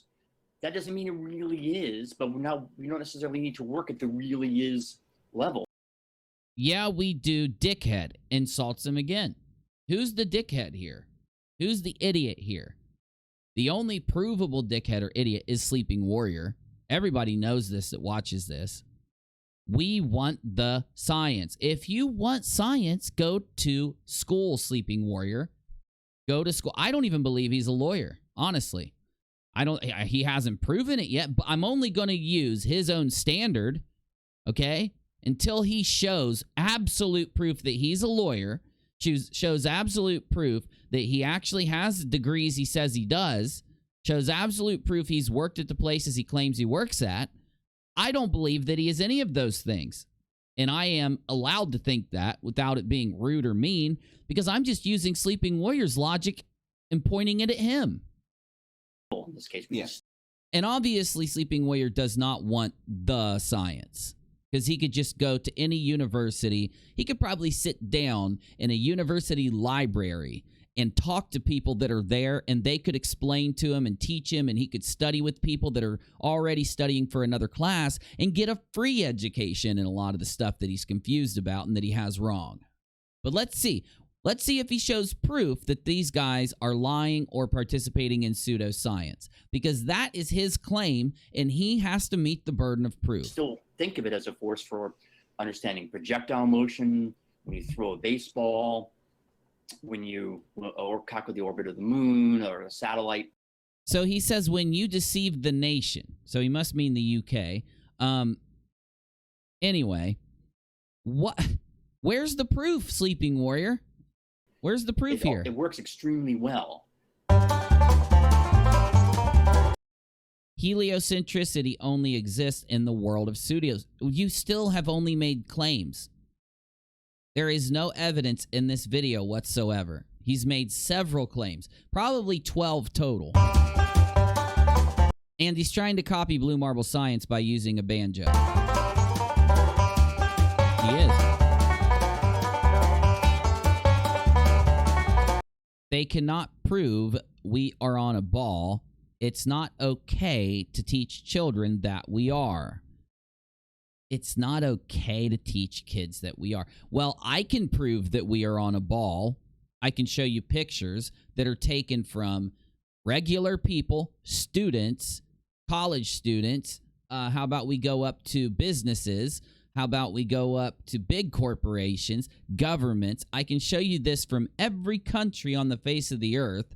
Okay, I can show you pictures that existed that showed the curve before NASA was even a thing, since you want to make NASA into the big boogeyman, and most of the people I just listed are not a function of NASA. I can show you videos of boats disappearing beyond the horizon. I can also show you videos, I don't know, I might have actually, oh, I didn't close it. I didn't. I can show you that we are living on a globe right now. I mean, look, you're made a claim that is provably false, Sleeping Warrior. Now, you'd have to pull up every single thing that proves the globe and debunk it by your standard, the standard you're throwing around, the standard of the scientific method. I wouldn't even ask you to prove it by the standard of the scientific method if it wasn't for you throwing it around like you are. But since you are, you do have to prove it by the standard of the scientific method. Now, I can show you curvature. Not only can I show you curvature, we can take any place, any spot that you're at on the earth, and we can plot how much of something will be beyond the curve of the earth from whatever distance it is above sea level, and do it before we even look and get it right. That's how mathematics does represent reality, as long as you have tested your mathematics and it works. So really the only thing we've proven here is that Sleeping Warrior is a liar. He makes claims that he cannot prove. He projects the guilt he has for lying so much and the guilt that he has for making so many claims that aren't true, and projects that onto other people out there who have debunked him in the past. That's really the only factual information that we have going from his video. They can prove, by the way, that we are on a ball, and I can prove it, and you can prove it too. But anyone can be a liar, anybody can be dishonest, anybody can put their fingers in their ears and say, I'm not listening, no pictures from space, no video from space. Even though I know we can launch rockets up there and we can fly planes up very high, we can send balloons up very high, I'm not going to accept any picture. Anyone can do that. Anyone can say, yeah, I know there are many mountains that are very, very, very tall, and they disappear only from the bottom up. Some of them thousands of feet hidden by the curvature, still being able to see the top of them, only the top of them. And I know that there are examples all over the globe like this that we can use, but I'm just going to ignore that unless it is a specific picture that Sleeping Warrior wants to use of a lighthouse or something else. And I could keep going, but I won't. So then he targets, I don't even know who this lady is, but then he targets this lady with his extremely rude and just nasty name-calling and insults. It's not okay to think that the Earth is flat. This is not a viable argument. I have friends who have been on the International Space Station. They have orbited the Earth once every 90 minutes. It's not okay to teach that we are on a ball if you can't demonstrate it. So does he just have brain damage? Is he trolling you? Is he trolling? I mean, what is he doing? Because he knows that he cannot give us any predictive model that the flat Earth uses to show where the flat Earth is, the moon and the sun are at any given day. He can't predict eclipses. He can't, predict Mercury and Venus and the other places that are up there that he could draw some math up and use his model of the flat earth that he says is better than the globe. None of this. And he has to ignore all the evidence that we've given, which is literally thousands and thousands of pieces of evidence. And he's still willing to lob insults at people based off of it.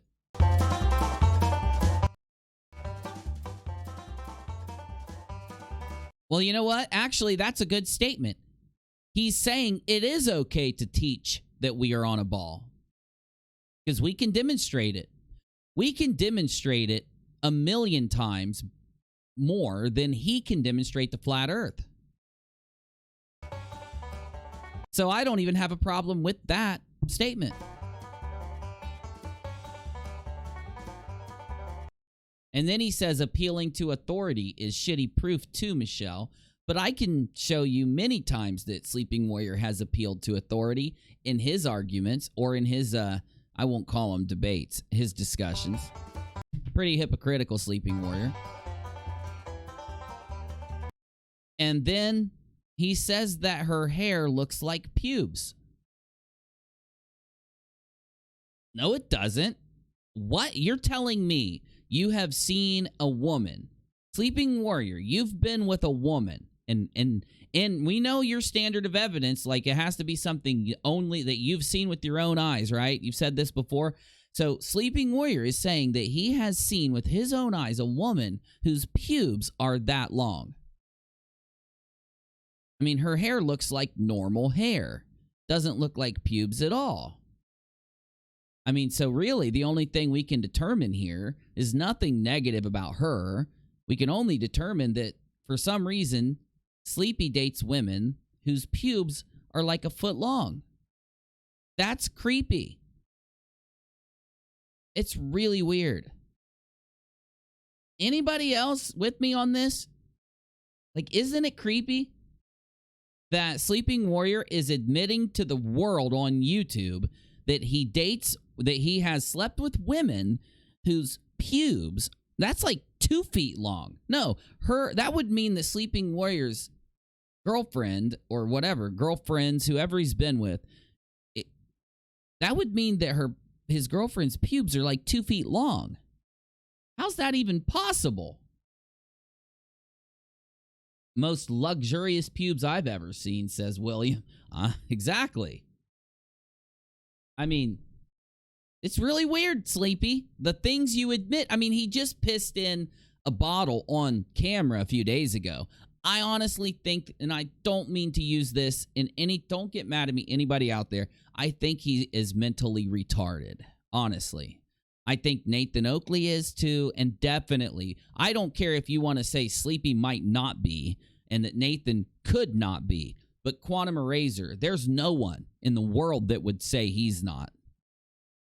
I think we're dealing with people who have hit their heads. When only these guys that I'm naming, okay? There are some flat earthers out there that aren't as bad as these guys, and that's why I won't lump them in. But when it comes to these guys, they have hit their heads. I don't know, like maybe they got starved of oxygen for too long at one point in their life. I don't know. Maybe they were in a car wreck. I have no clue, where they hit their head really hard. Maybe they were kids and their parents bashed them in the head a lot or dropped them on their heads a lot. Something happened to damage the minds of those people. Oakley, Sleepy, and Huey. Now, I would say the same thing about Arwen, but in fact, Arwen is a different kind of animal.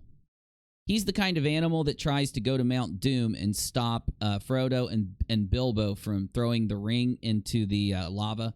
I forget the name of the guy, but that's the kind of animal Arwen is, so I'm not going to add him into this. I don't think he's brain damaged. I just think he spends too much time like catching fish in a cave and then like slowly tracking hobbits through the wilderness and then traveling into Mount Doom and trying to jump on Frodo right before he throws the ring in and all that. And he's the kind of person that bites the pinky finger off of a hobbit and then like says, "I've got my precious, my precious." You get what I'm saying there? Okay, so I'm not calling him retarded.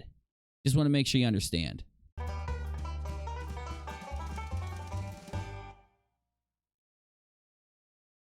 So, in the end, what am I trying to tell you about Sleeping Warrior? As you know, I'm trying to tell you that he is desperately desperately trying to win DFOTY. I thought Team Skeptic was just trying to defend JM Truth the other night when he was saying that Sleepy was, peeing in the bottle and doing the things he was doing. Me and Sean were in Discord, and we were talking about how I said something like, yeah, man, me and Team think that Sleepy's just trying to get attention. This is before he put out this video.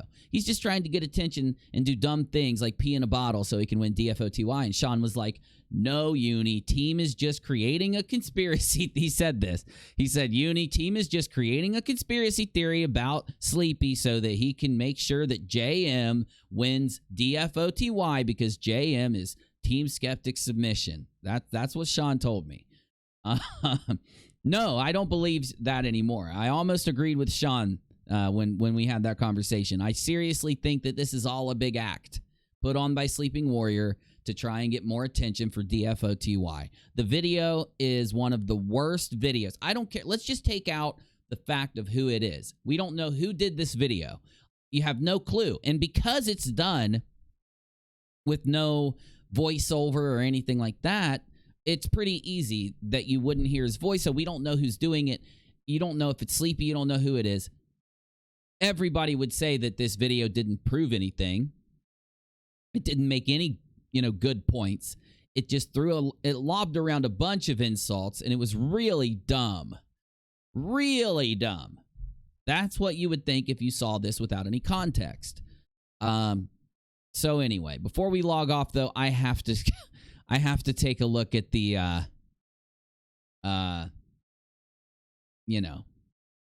comment section really fast. Let's take a look.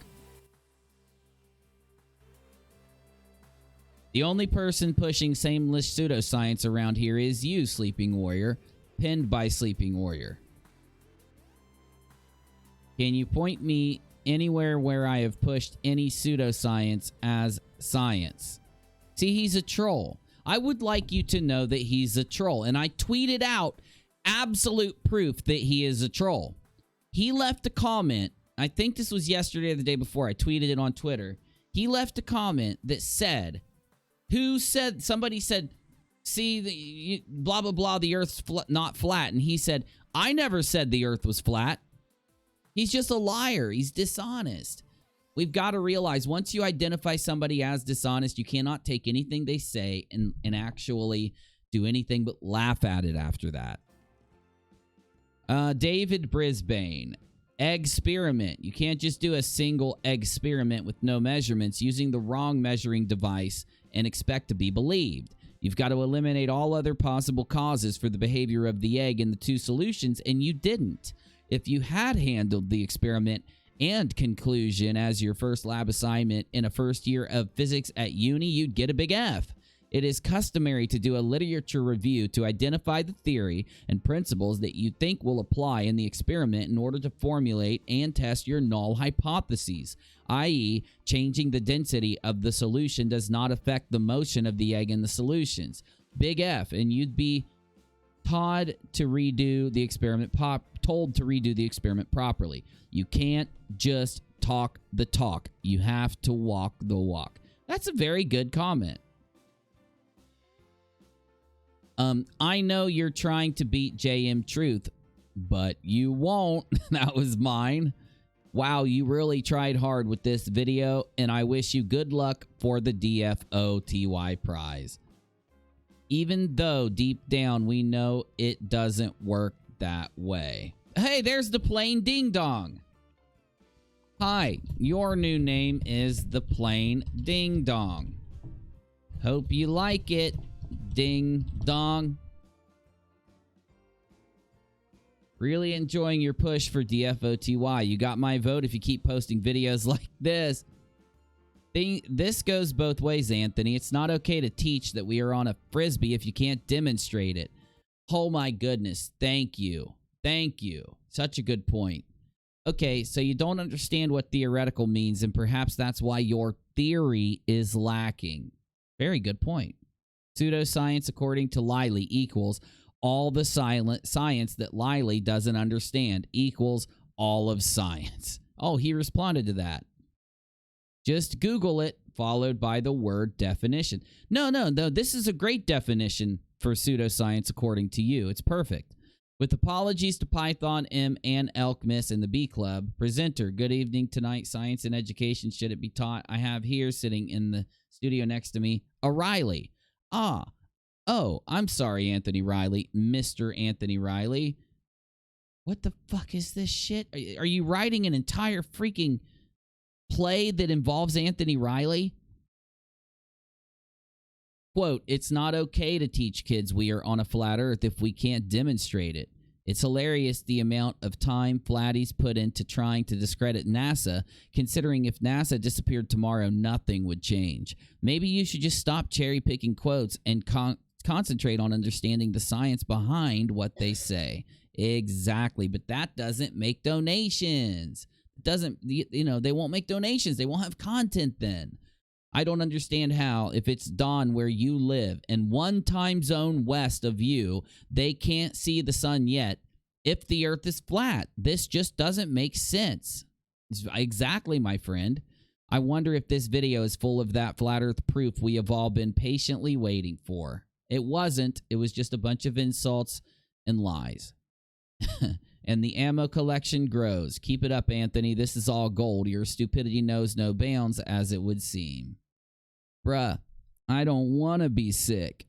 And it gets a heart from him. Pay attention to the comments that get a heart. Oh, snap. Where? Oh, there we go. I thought I lost my music. Anthony, Google the Fibonacci sequence and then Google an image of a Nautilus shell. I'll wait.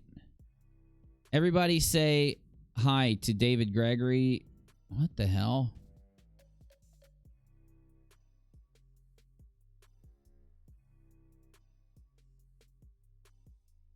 You, Annabelle, you left this comment on a video where the creator of the video did nothing but smear other people.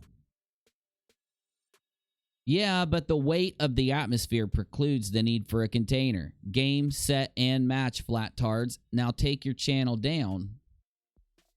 Wait, you say. Mass X little g, right? Neither are forces, so what gives the atmosphere weight? Do you see how dumb Anthony Riley is?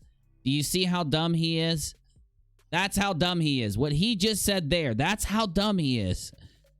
Please rein in your manners. You hurt your own arguments. I get it. You don't agree with that nice lady, but why hurl poo at her with insults? Be the kindly gentleman with the magnanimity your family surely encouraged in your upbringing. No, that's the problem with him. They never did. There are also interesting aspects to certain terms like theoretical. Dictionaries are great for denotation, but less illuminating of connotation. You claim that buoyancy does not exist, and now you run.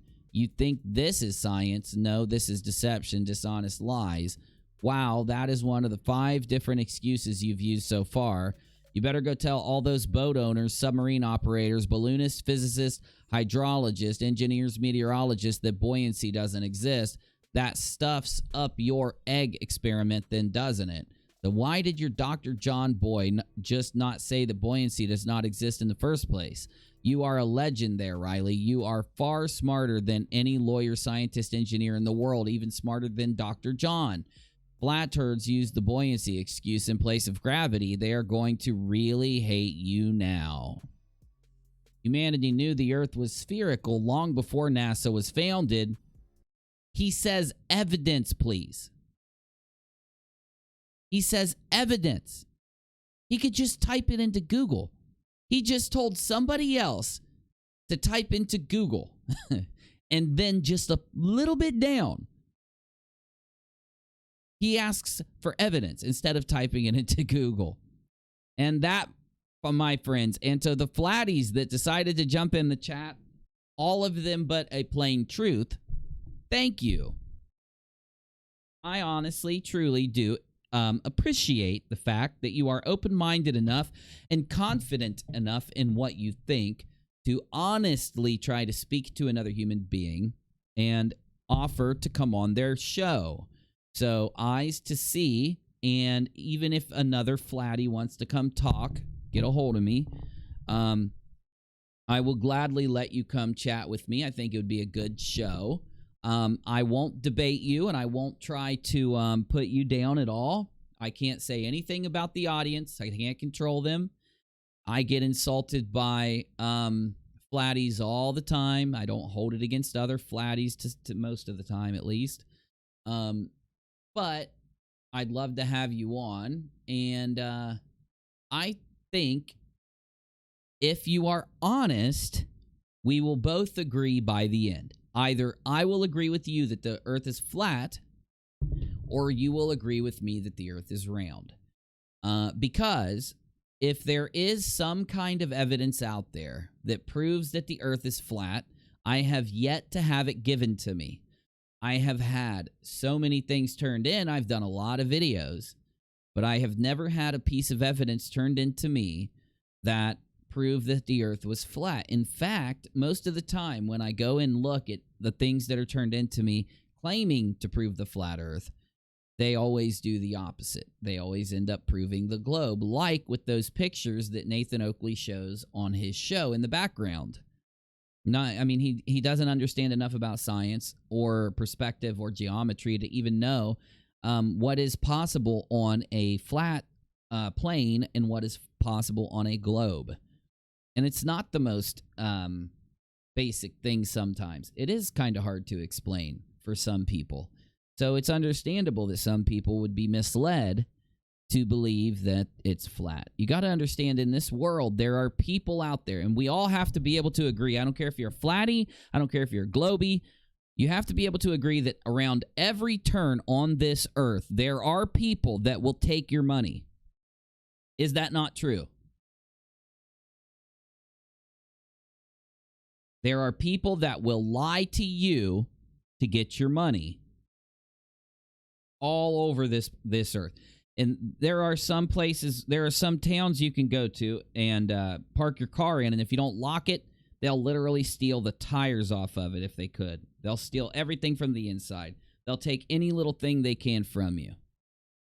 There are people that will lie to you and tell you that they broke down a half a mile away, and there's a kid in the car, and they need $25, and blah, blah, blah.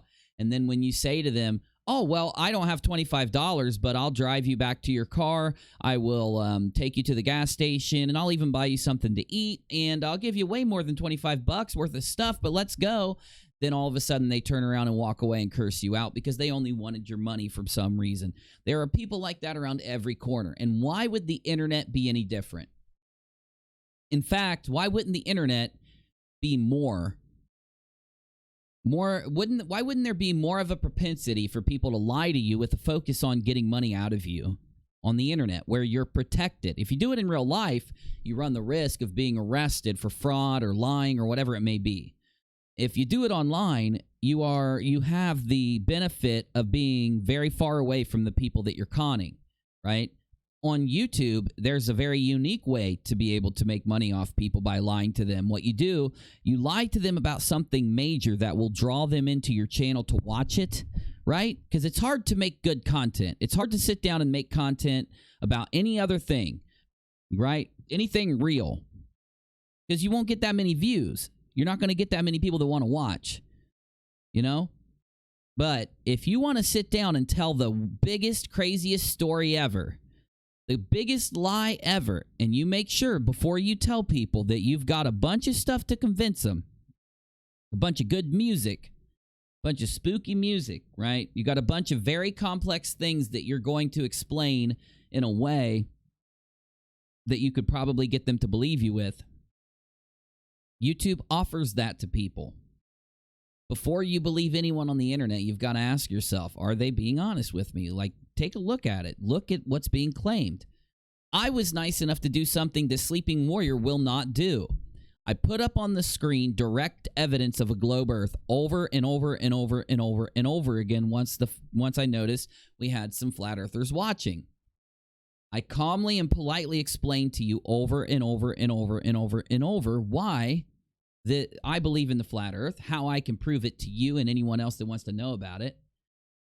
And then the awesome thing is, if you choose to get further educated on this, you could really go as deep as you want. You could study for years on the different, fields of study around the shape of the Earth, astronomy, science, you know.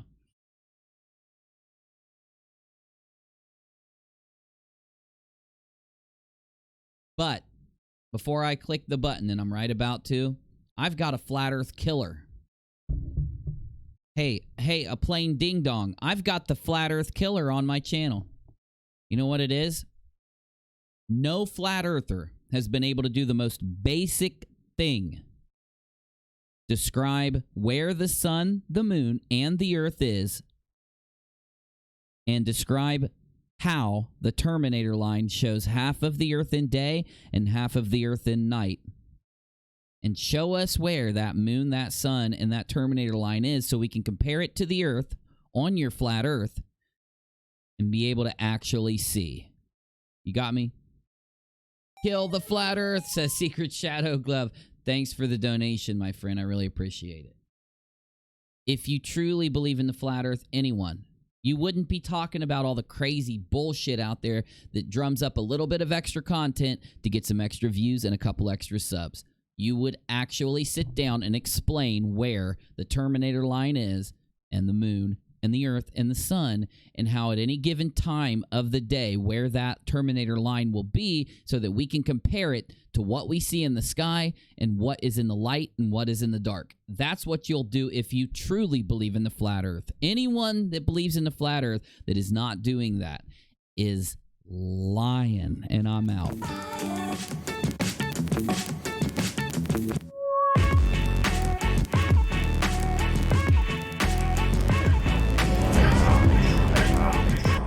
Patreon. Excellent. PayPal, Patreon.